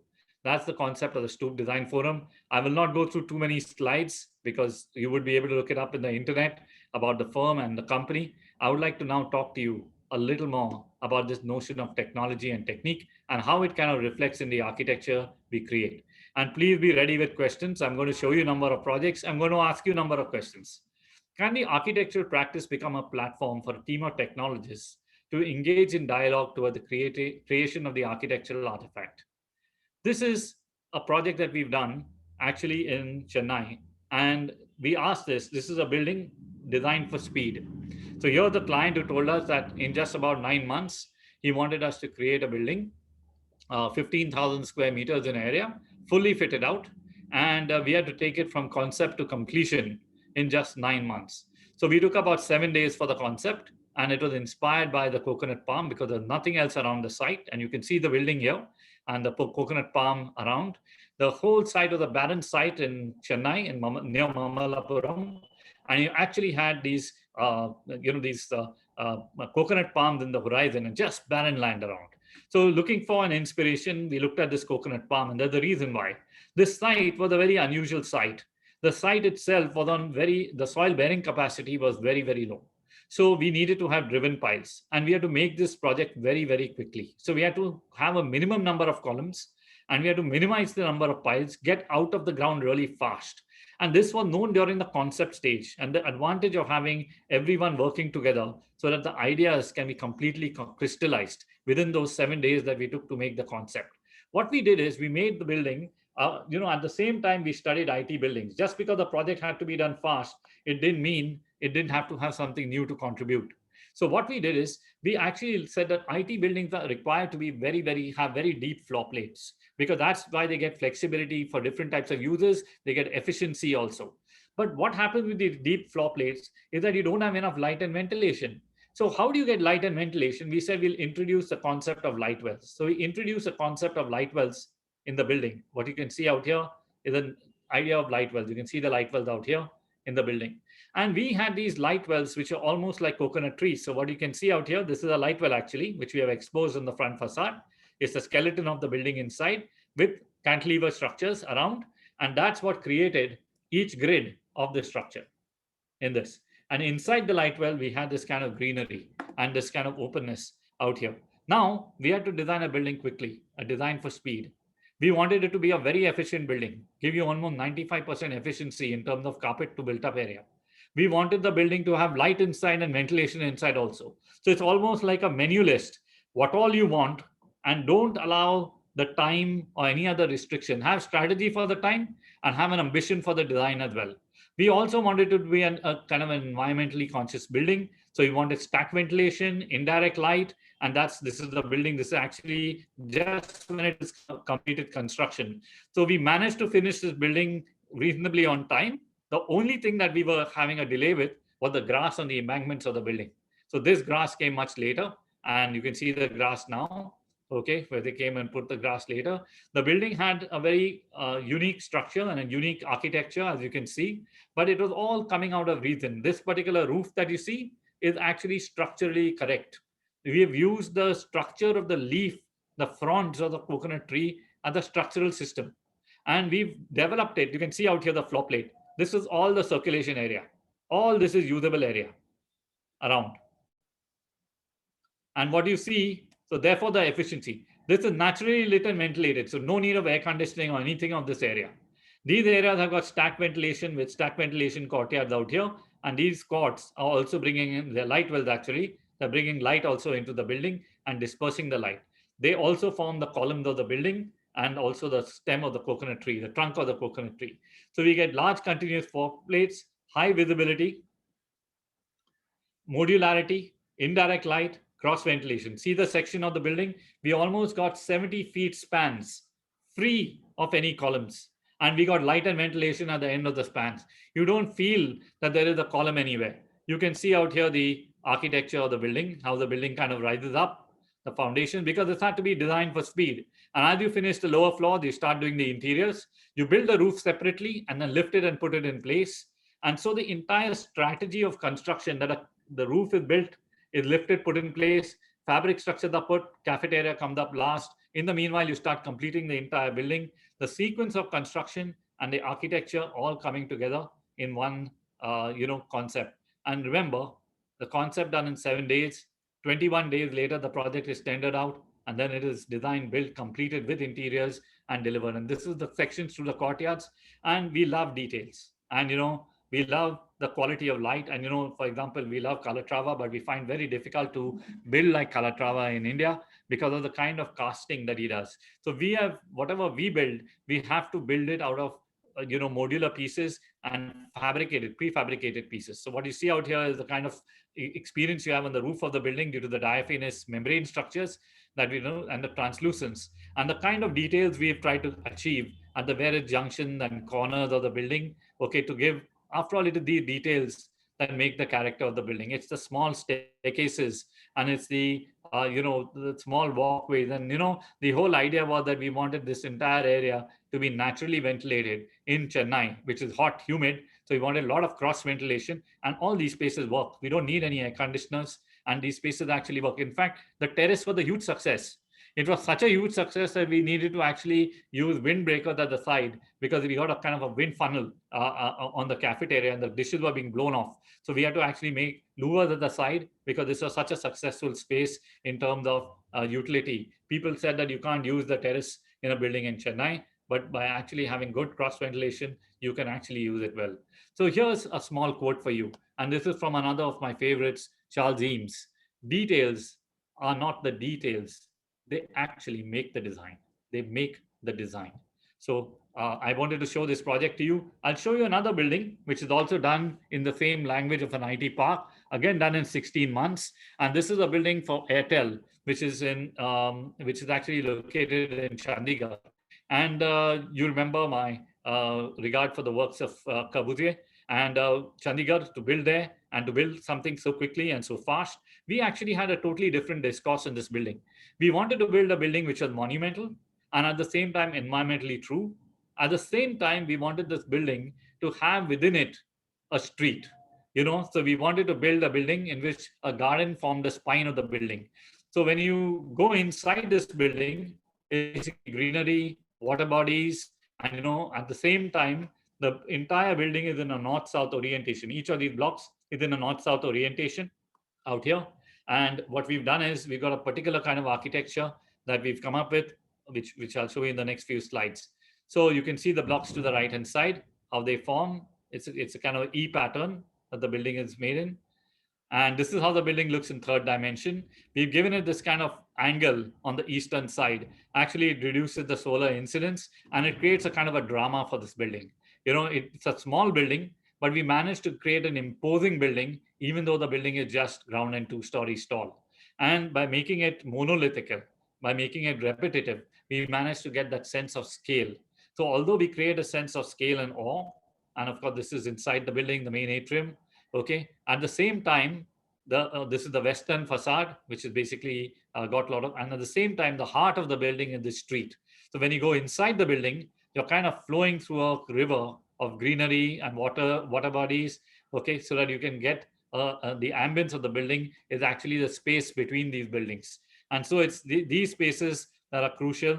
And of course, we can see out here the architecture, the forms. So the main concept there was that we wanted to create something that was dynamic, that was like almost cutting edge technology, and at the same time, it was something that was environmentally sensitive. We believe that you should take all these different aspirations and make a menu card, and then you should find a radical different solution which kind of meets the maximum of these parameters. That's one way to create a design which kind of is more fulfilling. So here's one project which is in New Delhi. It's actually a building that the client came and asked us to design an intelligent building. And we said, what is an intelligent building? It's more about an intelligent way of designing an intelligent building than designing an intelligent building itself. So we decided, and that's what you'll see in this facade of the building, to design a building which basically was thoughtful, which was based on thought. And there were many thoughts in this building. And I will take you through some of them. One of the thoughts was this building had to be about energy because it was designed for the Indian Oil Corporation. So they are about energy. So we wanted a building that spoke about energy. There were a lot of thoughts and ideas. I was working in Delhi again, and I wanted a building that reflected on the India Habitat Center, which had these wonderful courtyards. And I love this idea of a solar plaza. And I convinced the building that instead of having a kind of an atrium, you should go with a solar plaza, and we should shape the building forms in such a way that the wind blows over, there's an evaporative cooling due to the water bodies, there's greenery and shade from the roof, and we managed to get an area which is, well shaded, well cooled as an atrium, and don't have unnecessary capital investment. The facade of the building spoke of the branding of the client. The facade itself, I asked myself a question: why do we make all these glass facades without sunshades? Sunshades, after all, cut down almost 8% of the energy incident on the facade of the building. So what we did is we put sunshades, and these sunshades actually made them photovoltaic panels. So they actually absorbed energy, took them to a battery bank, to the roof of the building. We made the entire roof of the building a solar farm. And then you can see out here, even the ground of the building had got a solar farm on one side and a green mound on the other. So when you're inside the building, you saw greenery, but when you're outside, you saw this kind of solar farm across the building. So the whole idea was to create a building which was about energy, and right from the shape and form and orientation of the building, so inspired by Kenneth Yang, okay, the Malaysian architect, the idea of making the right form of the building, the right shape, that 1:2.6, okay, as a ratio of width to length, getting the right angle, okay, with respect to the north and south, okay, the right orientation, locating blocks of the building on the eastern and western faces so that the toilets, cords, etc. buffer the workplace. And then, of course, seeing that you created spaces and environment which kind of created natural cooling and movement of wind to light it up, and then bringing in the roof, which I told you was the first and most important facade of the building, because with this, we were able to put a solar farm on the roof of the building, and where we wanted courtyards, we were able to bring fabric structures which brought light and shade into the building. And you can see out here the kind of play of light and shade that you get. And inspired by the Habitat Center, we were able to bring in almost 80% of the sunlight in winter and keep out 80% of the sunlight in summer in this space. Now, what you see out here is the facade of the building and the solar farm outside, and the spaces inside with these kind of glass bridges. And this is why the engineering and architecture comes together. It's important because you shouldn't feel the engineering and you shouldn't feel the architecture. You should actually feel the space. And what we wanted to create here was a space where you are kind of you almost transported into another dimension. We had this idea of glass bridges, and the amazing thing about these glass bridges was that you kind of got a sense that you were floating on top of the garden. But even if you're standing in the garden, you are worried that people should not get embarrassed walking on glass above.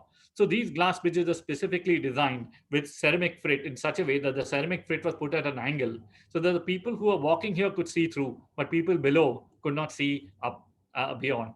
These little technologies with glass, with structure, were actually used to create this kind of environment and speed. And you can see the Brise Soleil here, out here. This is basically, energy generating. We had, for the first time in the world, Brise Soleil, and of course, the idea of solar facade for the building, as well as we'd use this notion of the skylight, the solar skylight in the building.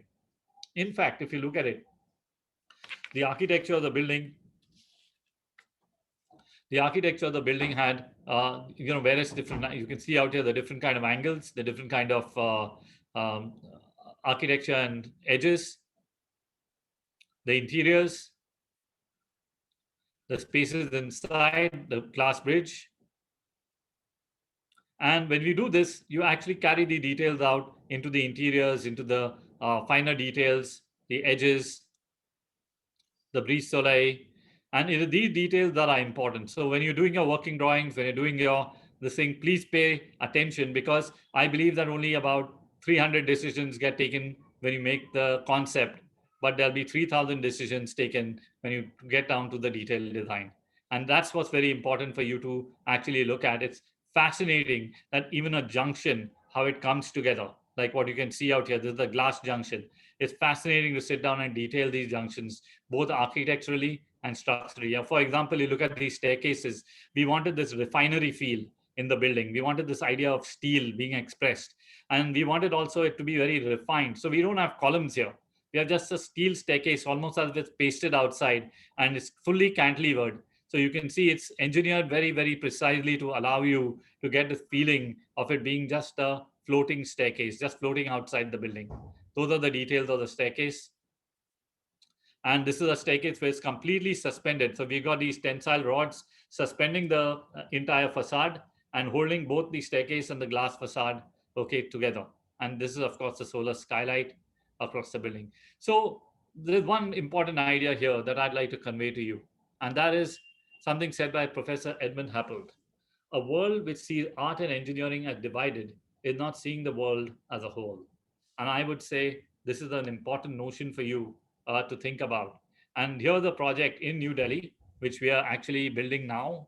It's a project that we conceived many years ago, and this is a project for the Indian Air Force. They want a museum to be built in there, for 50 aircraft, and their entire motto is "Take to the sky with glory."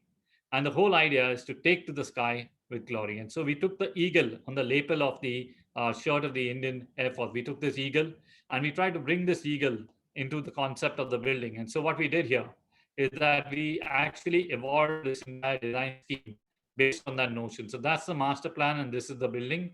The building actually has got a large central hall, which has a display of aircraft suspended from the ceiling and the floor, and of course galleries around, and then outdoor galleries for the aircraft as well. And this entire building has been designed to be delivered in just a period of 14 months from when it starts construction to completion. So there's a high degree of modularity, even though the architecture looks as if it is something different. So here's the construction sequence for the building, which again was a part of the concept. So what you see out here is the center and the portals coming up and the main hall being created. And around it, you can see the columns rising here. And then just like in a stadium where you have slabs, which are all same, the same formwork. So the idea was to use repetitive formwork, but actually how to get a structure. So this is, every of these structures is repetitive formwork like this, and columns here. But at the beginning of the structure, the columns are smaller. So there'll be shorter columns here. And this structure like this here. And then the end of the structure will be like this. So all we are doing is we are keeping this structure the same, but we are changing the columns, the height of the columns as we go through the structure. Not as simple as what we say in terms of geometry and design, but that's the kind of architecture that you get when you look at it eventually. So north light roofs in the central hall, and then all these structures coming up and making the final composition. This is the north side of the building, and this is inside the building with the suspended aircraft. This is the kind of view you will get when you walk inside, and you can see the aircraft all lined up here. And this is the sections through the building. I'm showing you a lot of drawings because I think it's important from the architect's point of view to be able to see that it's these details that finally make the architecture what it is. These are the sections through the building out here.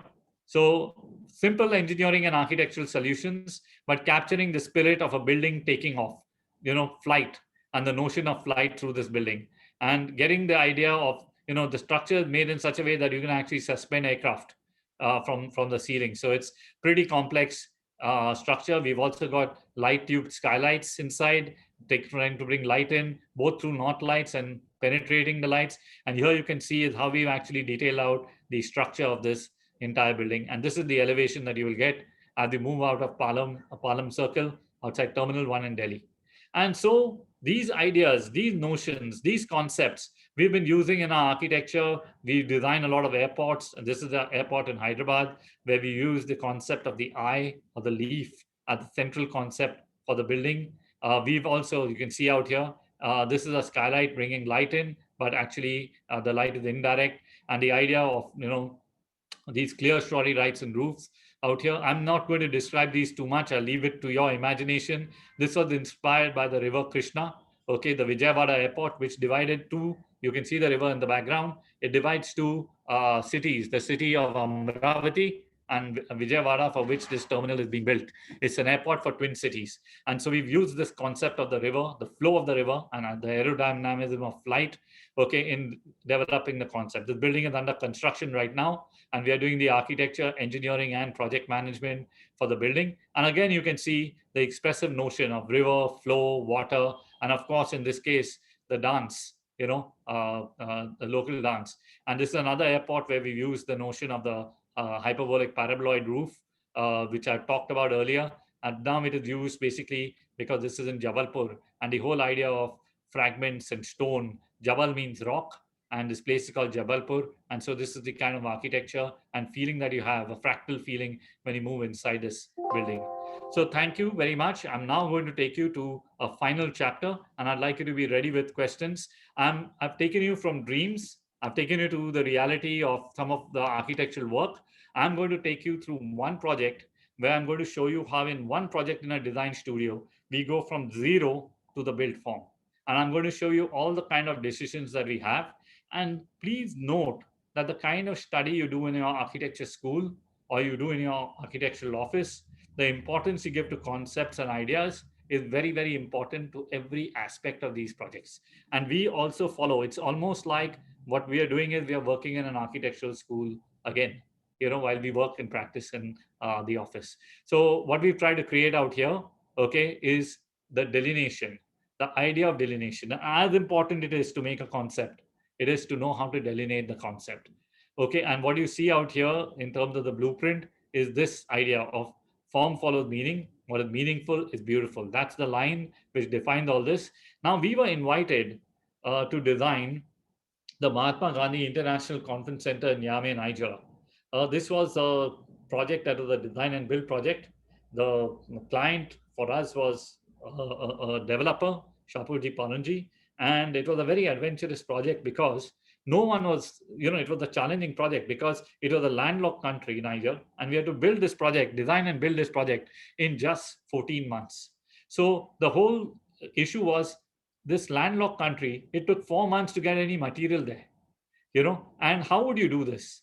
So this concept firstly had to be rooted in the culture of the city. It had to also be rooted in the person in whose name this entire project was being built, the Mahatma Gandhi. It was to celebrate 150 years of Gandhiji's anniversary that we had to honor it with this particular building. And we actually started this entire exercise in October 2018 and completed it in December 2019. And this is Niger. It is one of the poorest countries in the world, but at the same time, it's a very proud country. It has a fantastic culture and history.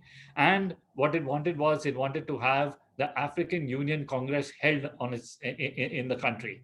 And it wanted to create an infrastructure to have these congresses, etc., in their country.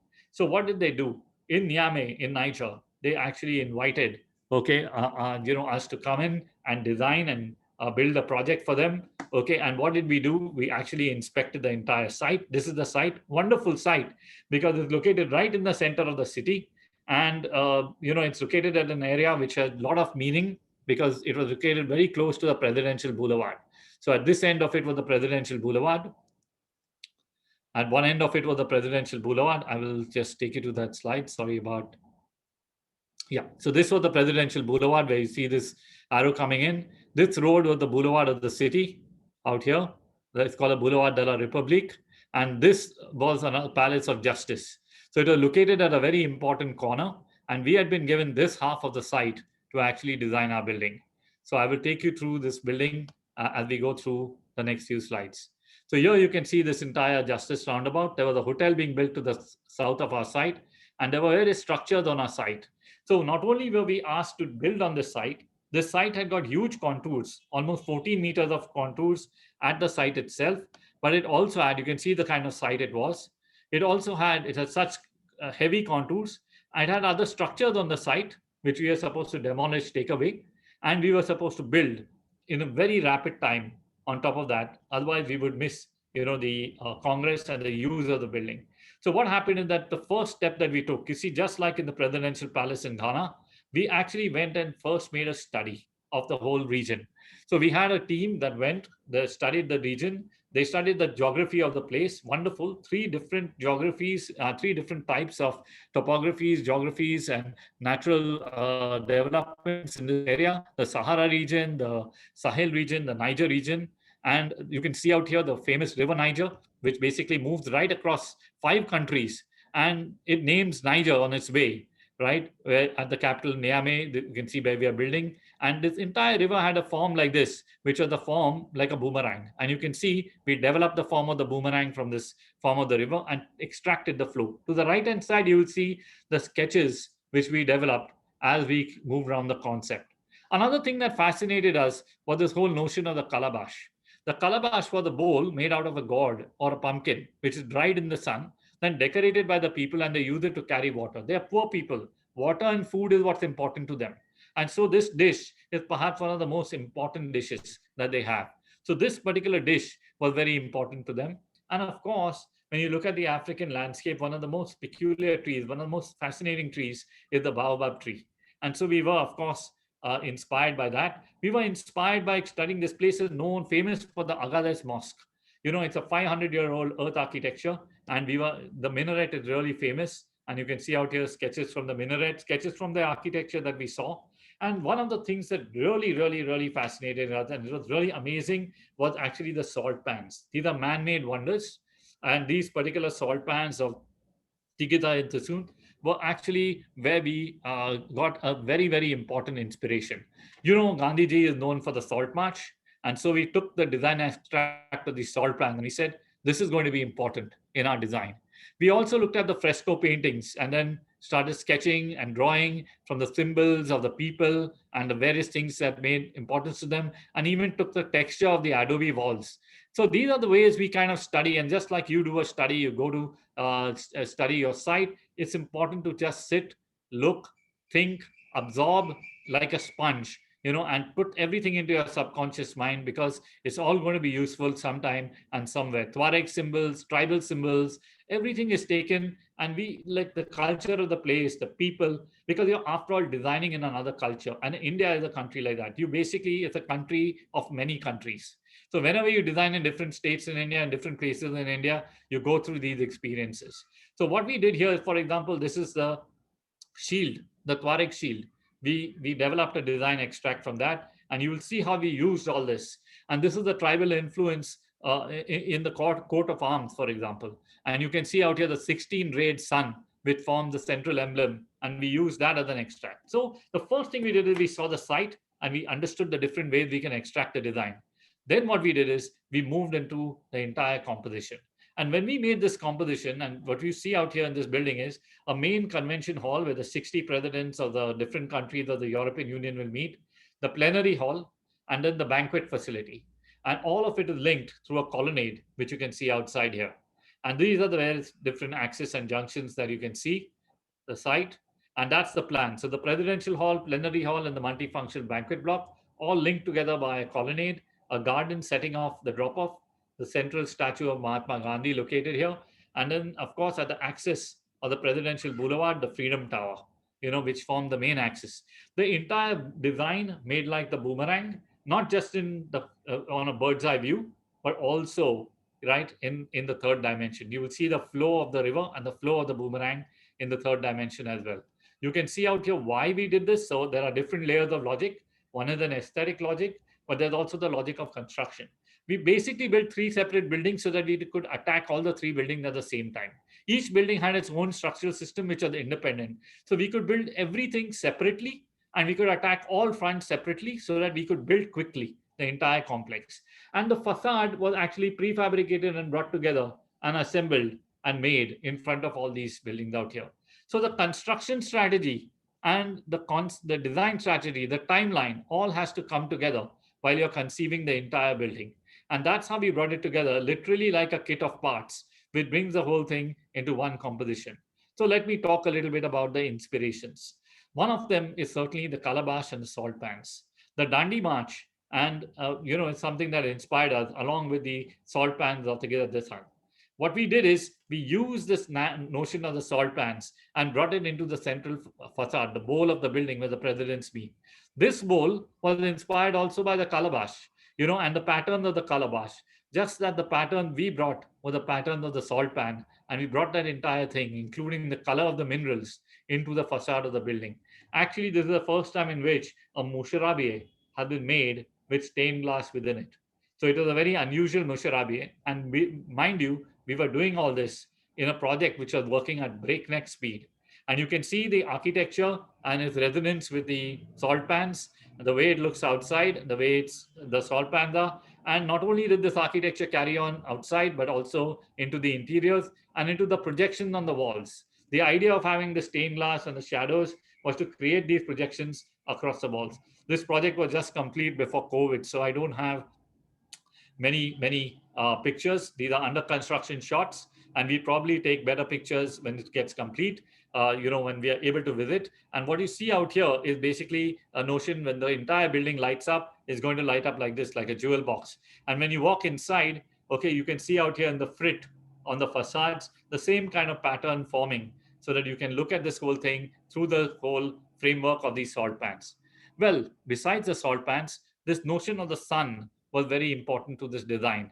This sun, which is the central emblem, formed a part of the structural system, but it's not just a structural system. It is also a clear story light. So the roof is pinched here, and instead of bringing direct light, which will bring a lot of solar heat gain, will become difficult to maintain, we have these vertical surfaces and clear story, so that the light actually comes between the edges of the petals. What you're seeing out here, these edges of the petals, and you can see this daylight coming in. And in the center, we put actually a 24 a chakra, chandelier, and we matched that with a 16-centered, 16-leaf rays, okay, which were the symbol of their flag. So a little bit of India and a little bit of Niger, all in one design. And you can see out here the carpet and the main hall where the president sit, and that was the kind of architecture that was inside the building. Well, the Freedom Tower, that's another important aspect of it. Inspired by the Grand Mosque of Agades, the Freedom Tower situated itself at the axis of the Presidential Boulevard, and we made this into a split tower. Again, our idea was to actually have this idea of the road, the boulevard moving through, through the design and through the city. So the building splitting up, the whole on stilts, and it gets a feeling almost as if you're going through the entire design. And actually, we had a waterfall between these structures in the night, and it lit up in the colors of the flag of the country. So it actually, the tower came together. You can see the picture to the right, and actually had a picture tower of the colors of the country. The grand colonnade of baobab trees. The baobab tree is a fascinating tree, and you can see how we've used that in our architecture, and we've developed that entire notion in the architecture of the building out here. And this is just not an arcade. It is also something that ties the entire building together and brings the entire composition into one single frame. It also creates the sweep of the river of the building. So it's a colonnade outside, and it brings some amount of shade, but at the same time, it is a facade for the corridor of the entire building, the circulation corridor. And what you can see out here is a view at night. But as you walk inside the building, it's also the structural system of the building inside. It's inspired by the trees and the brambles and branches, and that same inspiration is used, okay, across the theme of the building in the false ceilings, in the floor geometries, and such kind of resonance of ideas and stories and tales are very important because you give depth to a building. Then when you walk through the building, you can talk so many different stories about it. So let's look at something like the masharabia or the screens. What we did is we took the symbols of the various tribes of Africa. So, out here, for example, the Tuareg symbols, we use the Hutu symbols and the Tuareg symbols, and we use these symbols on the various facades of the building. And what you see out here are symbols that you can see on the facade of the building, the light falling and the kind of shadow and shade that it throws. These patterns were not only used on the stonework, but they were stone relief work, but they were also used in the sunscreens that we had created in the building. And at the same time, this notion of the river in the plenary hall, we used it basically on the roof. And this was important to us because what we wanted to do was we had this feeling of flow. And I will show you in some of the later slides how this roof was constructed. I'm just showing you the concept now. I intend to show you a little bit about the details as we go down this presentation. The idea was to have this flow of the river, not just on the roof of the plenary hall, the 2,000-seater hall, but also to have it in the chandeliers of the building. And what you see out here is the Sahara region, Sahel region, the basic landscapes. We try to recall some of the regions. But look, concepts, as we said, are important. How do we take the concept from drawing board to site? And so I'd like to show you some glimpses of this.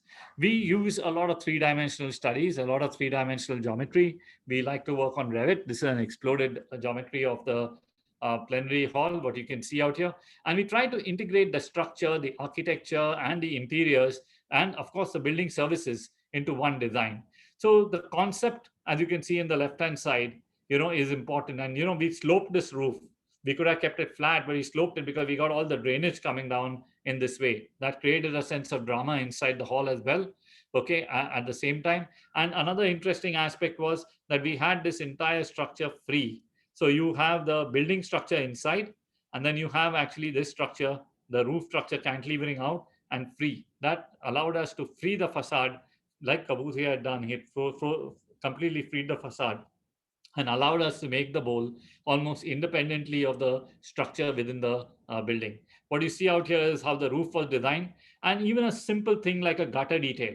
It's so fascinating and so important, and it's so important to actually see how a building will drain, how it will detail, how the different grids and logics of the building will come together. What you're seeing out here is the structural frame of the floor of the first floor, and then you're seeing the roof of the building on top, and the kind of structure that was created. And not only did we do the architectural design, but we actually went to the site and oversaw the construction. And many things happened during construction. For example, the alignment of the beams became a challenge in the construction. But the construction team and the design team, they all worked together. And the contractor was the designer, and the designer was a contractor. We all kind of worked hand in hand and tried to deliver, because this was being done for the pride of the country. And I must commend Mr. S.K. Singh and the team that worked from Chapuji Palanji. They did a wonderful job in this project, and of course, the STUP, when I'm talking about our team, it was not just the architect. Sometimes everybody looks at the architect who conceived the project and said, look, Mr. Abhin Alimchandani or Mr.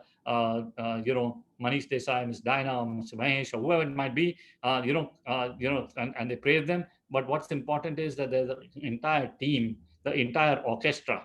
I may be a conductor, but there's an orchestra that is also playing.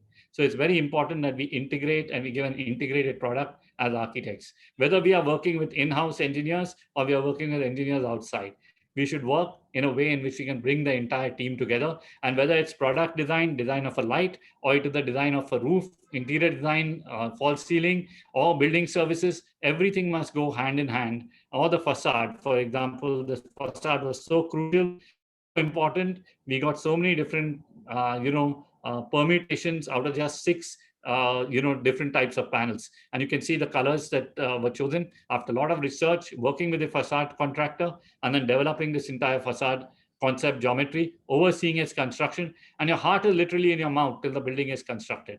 For example, the baobab trees, and you're seeing out here the details and the drawings of the baobab trees. It's not just simple to make a conception.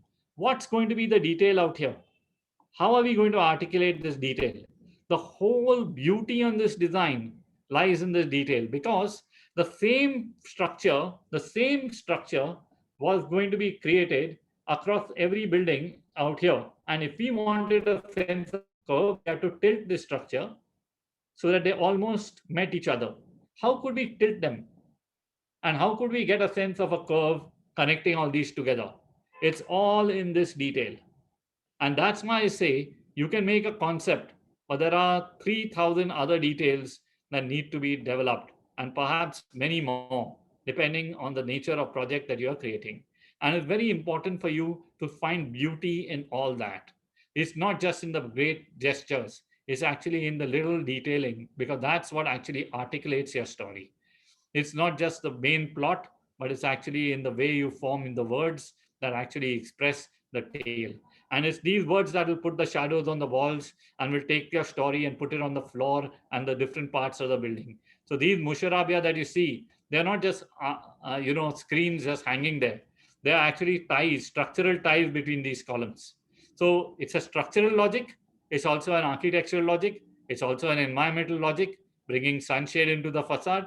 And then it also has got different permutation. You can see out here almost 6 different types of musharabia made out of 4 different type of panels.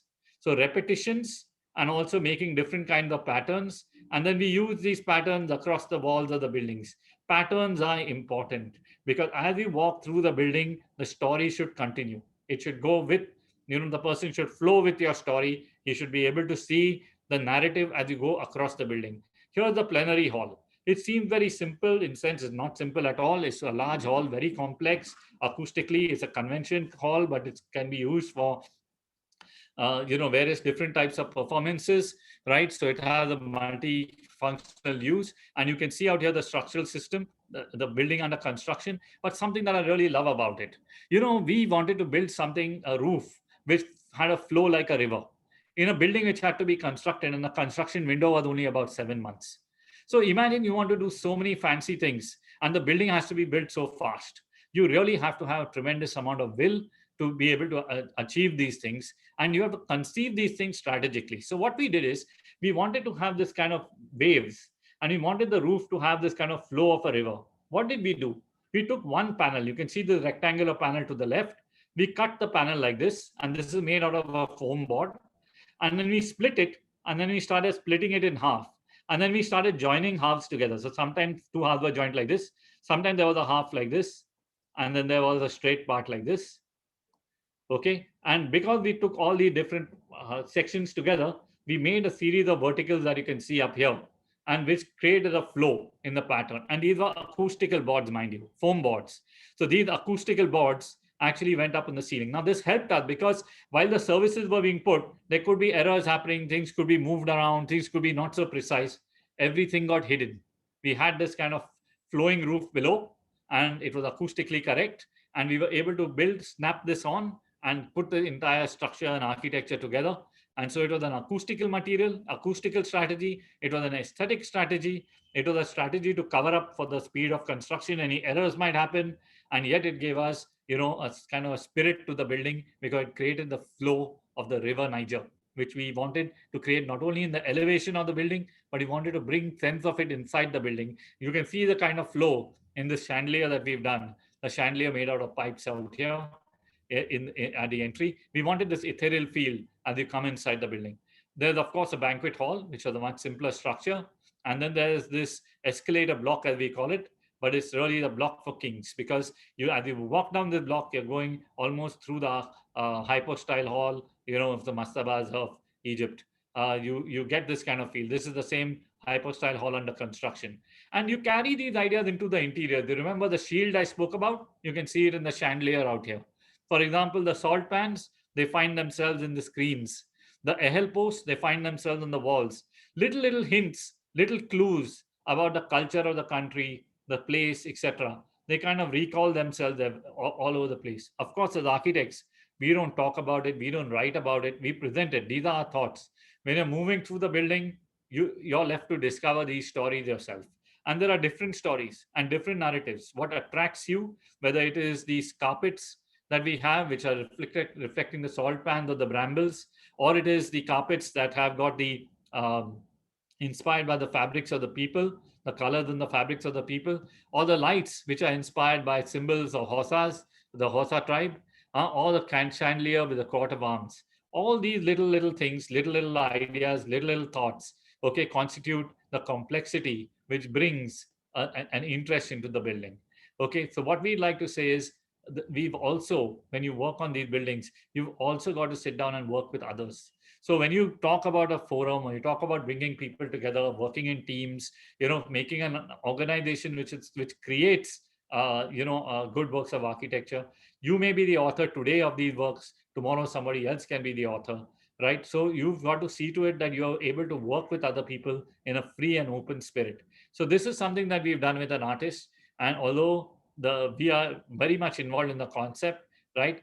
We believe that this is this artist concept, and full credit to him for the artwork that he's done. And this is the gallery of the Mahatma that we've created, from Mohandas to Mahatma, and it speaks about different world leaders and the journey of Mahatma, important events in the Mahatma's life.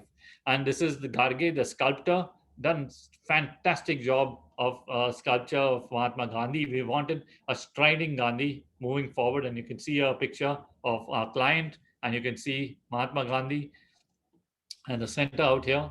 And of course, the main flag. This is the view of the building just before it was inaugurated. And this is in the night. And this is at the inauguration ceremony, where you can see Mr. Jaishankar had visited it to inaugurate it along with the president of Niger. And we are very proud that our client, Shapurji Paranji, Mr. Seni, he won the Legion of Honor for delivering this building, after the thing. So I just wanted to take you through this presentation to take you from concept to realization, and take you from dreams to reality. And I'd like to use a quote from Frank Gehry to end this. Architecture should not speak of its time and place, but yearn for a timelessness. I don't say any of this architecture is a success. What I believe is in the glory of having attempted to succeed.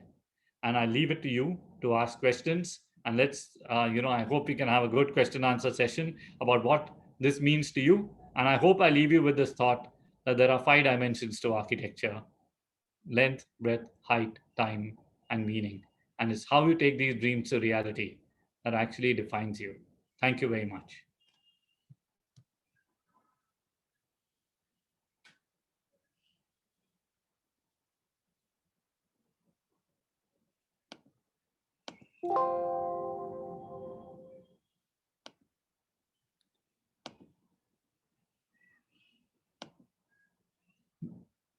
With that, I end the presentation. If there are any questions, please feel free to ask. I have a question from Mr. Vivek Parmar. This is why to merge African concept while designing something in India when it's related to something which is present our country. Well, actually, this design was made in Africa, in Niger. So actually, Vivek, this was when you're building in a country for certain people, you design something that has meaning to them. Just as this building actually had equal meaning to people from India, because people from India who are contributing to this country, for them, Gandhiji, the Salt March, all these things these associations were there. And for the people of Niger, the calabash and the various other aspects of this building, which I showed you, had that. So this idea is to bring these two cultures together and not to speak of one culture or the other culture. In fact, I would like to tell you that the president of Niger, when he saw this building, he said, he remarked that this is a building for my people and for my country. In fact, it was stunning that I had to make the presentation in French. And at the end of the presentation, the president got up and of course, he spoke in French. He started clapping and he said, "This is a building made for my country." And there's no greater honor that you can get as an architect, that your client gets an award of a Legion of Honor, and that the president of the country thinks this building is befitting his country. So we wouldn't ask for anything more. Um, I got a small comment from Atanu Das. Thank you very much for the good compliments you given to the seminar. Mayank Kanade said, in academics, sometimes we have a very interesting concept, but when it comes to technically resolve the concept, we start facing limitations and due to time constraints, make compromises with the concept. As a student with a significant absence of highly qualified engineers and structural experts, how can we deal with this notion of transforming concept into flawless constructible structures? Well, Mayank, good question. And I hope this presentation helped you look at some ways in which you can do it. What I would like you to do is, I would like you not to think of yourself as just an architect or just an engineer or this thing. I'd like you to think of yourself as a thinker.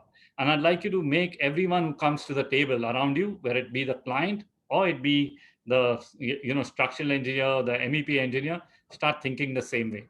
Absorb what they're thinking, understand what they believe in, and try and actually come together to a common platform and build together.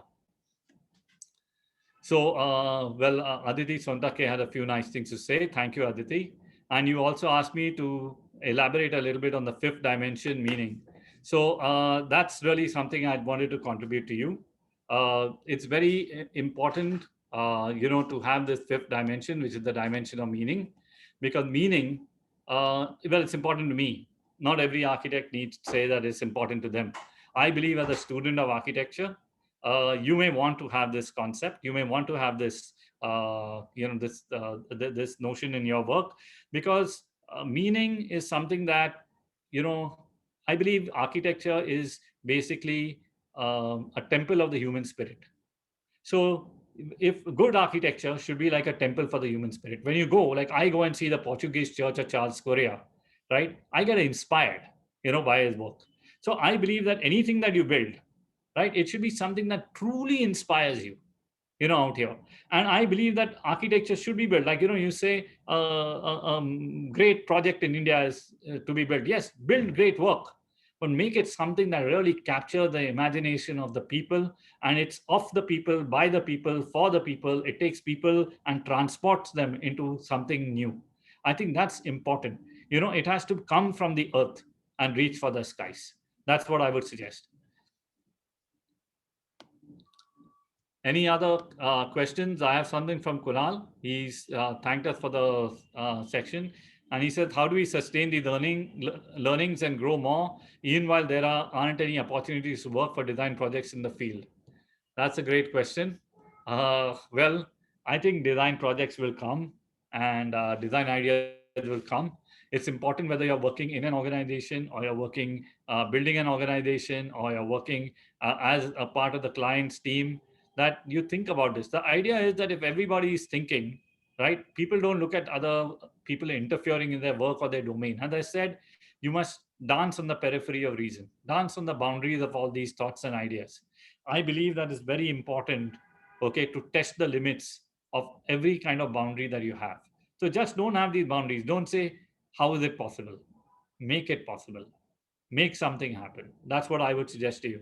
So, I hope I can answer in such brief time a complex question like that of yours, Kunal. Smita has asked a question. She says, when you were explaining material application on floor of bridges in Indian Oil Corporation, I couldn't hear well word you use on technology and about some roof panel terminology or so. Well, Smita, I'm sorry. I hope a recording of this presentation will be available. I don't know exactly what you did not hear, but the floor of the bridge was made out of glass, 40 millimeter thick glass, and the roof of the building was made out of, it's had tensile fabric, pergola, solar screen. So I hope that helps you. It'll be worth going and visiting the building sometime. The Srishti Dusne has said, so many times we come up with different unusual forms, but as it is said, what you imagine you can build, is it really so? Like how to overcome a thought, how is it possible? So I think it's very important, Srishti, that um, you should think about architecture, right, as something that you would wish to build, and that's really because, well, all architecture need not be built. You can think of architecture just to inspire people. You can draw, write about architecture, and that's also an inspiration. But architecture that you're building, don't only think of the conception, have the thought about how you're going to build it at the same time. And there are many ways to learn how to build. I was fortunate to work with Laurie Baker on a house of cow dung and bottle work, right? I was fortunate to work with Joseph Allenstein, who's a great craftsman, and his team, Anurag Chopra and Meena Mani. It's a fantastic team of people, very inspiring. I also worked with a firm called Architecture Studio in France, which basically believed that the architectural office was a laboratory for learning, right? And of course, I wish to work with them. And I've been fortunate to work with great architects, and I also have these questions in my mind that how can I be like them? How can I improve myself? I think every moment you have to think of expanding your boundaries.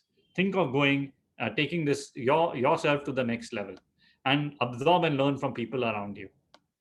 So I think I have addressed some of the questions that have been raised. If there's any other questions that you'd like me to answer, I would be willing. I've taken a good amount of time today, and I don't know if the team at iDAC or you would like to post any more questions. Then I can. I think some people have asked a question about how biomimicry and architecture gives a wonderful outcome. I would like to tell you that do not look at biomimicry or any such thing. In fact, do not look at mimicry. Inspiration is one thing, mimicry is another. I would not look at mimicry and biomimicry. These are all terms. I believe that as you walk around you, nature, the site, the people, even yourself, these are all sources of inspiration. And everything that you build is built in a particular time and for a particular place, for a particular person, and that instant. 20 years later, you are going to be different, the time is going to be different, the people are going to be different, and something different will come up here. Do not get stuck to your concept. And all these concepts I've shown you, if I was given the same site today, I probably would do something different. So I would like you to look at the whole thing like a blank canvas and completely, absorb the environment around you and come up with an architecture you believe in. So there are 3 new messages which I'll try and answer.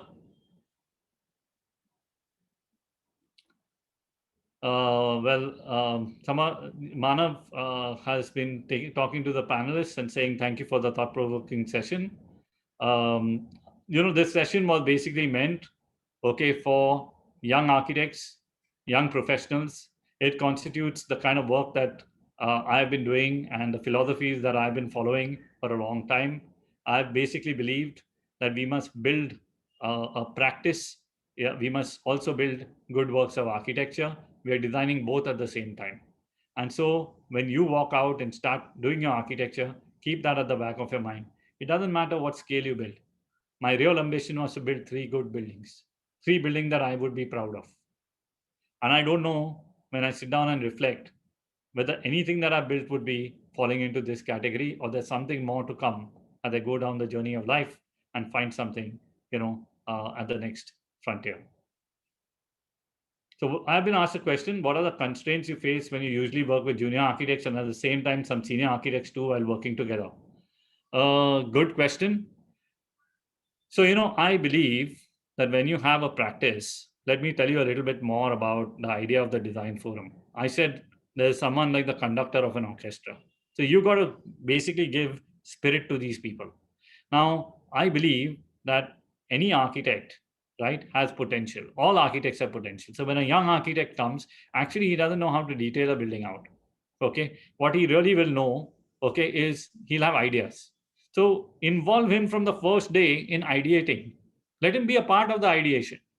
The earlier tradition used to be make him do toilets, make him do staircases, make him do components of a building. Let him learn what happened at site.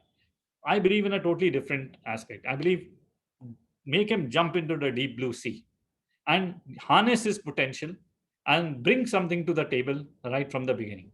So for me, design doesn't happen, in an isolated compartment. It happens across the table with drawing sheets on it. And I talk to my client as I sketch. I talk to my team as I design. And I love to design that way because it brings the best out of my team. And anyone is allowed to criticize the design.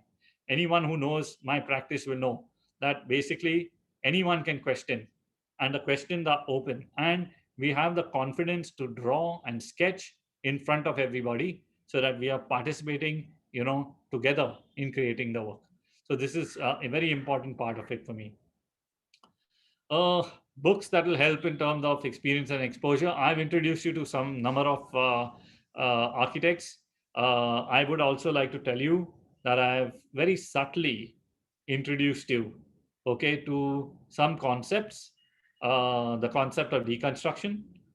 People look at it as a style. I look at it as a design strategy. I think it's a very important design strategy. The style comes and goes, but the actual thought remains. Read Jacques Derrida, read about deconstruction and architecture, read about the essence of it. Don't read about deconstruction as a kind of an aesthetic. Read about it as why it is there, the inner structure of deconstruction. Use it in how you criticize your designs. You will ask questions then. You will ask questions that somebody asks you to build a building that is a landmark, and he also tells you that he wants it to be a green campus. He wants it to be something that has high impact and high visibility, and yet be a low-rise small building. You will have to find a solution, just like Bernard Schumi says, found in between those two ideas. So it's very important for you to be able to look at these things not as problems, but as opportunities to find unique solutions. So I think I've answered a good amount of questions, and you all have all been patient to hear me for almost a couple of hours. So iDAC, if there are no more questions, I would like to thank you and thank every member of your team for what has been a good opportunity to interact in these times of COVID with students and architects from across the country. And I hope some of this, what we talked about and the work we showed, will find some resonance in them and their future work. And just one or two small questions that were there. One question from which I'll leave since I kind of skipped it. Says Ms. Kuntal Shell says, does it require knowledge of local construction techniques when working in another country? Of course. You need to have it. Not only that, you need to involve the local people, whether you're transferring technology or you're learning from their technology. You have to understand the local construction, and you have to do it. Not always can you build as well as them, and so it's good to learn from them as you go from country to country. Keep an open mind on construction technology. So thank you very much, and I hope you all enjoyed this session. Take care and have a good weekend. On this note, sir, thank you very much for the colossal knowledge shared this evening. We thank our audience that have shown support, tuned in this evening. If anyone has any further questions, they can contact Team iDAC or mail us at media@idacexpo.in. Till we meet again, stay safe, stay healthy. Yes, iDAC, thank you so much. And I think you all a wonderful platform for expression of talent and also particularly for information. Thank you so much. Thank you so much, sir.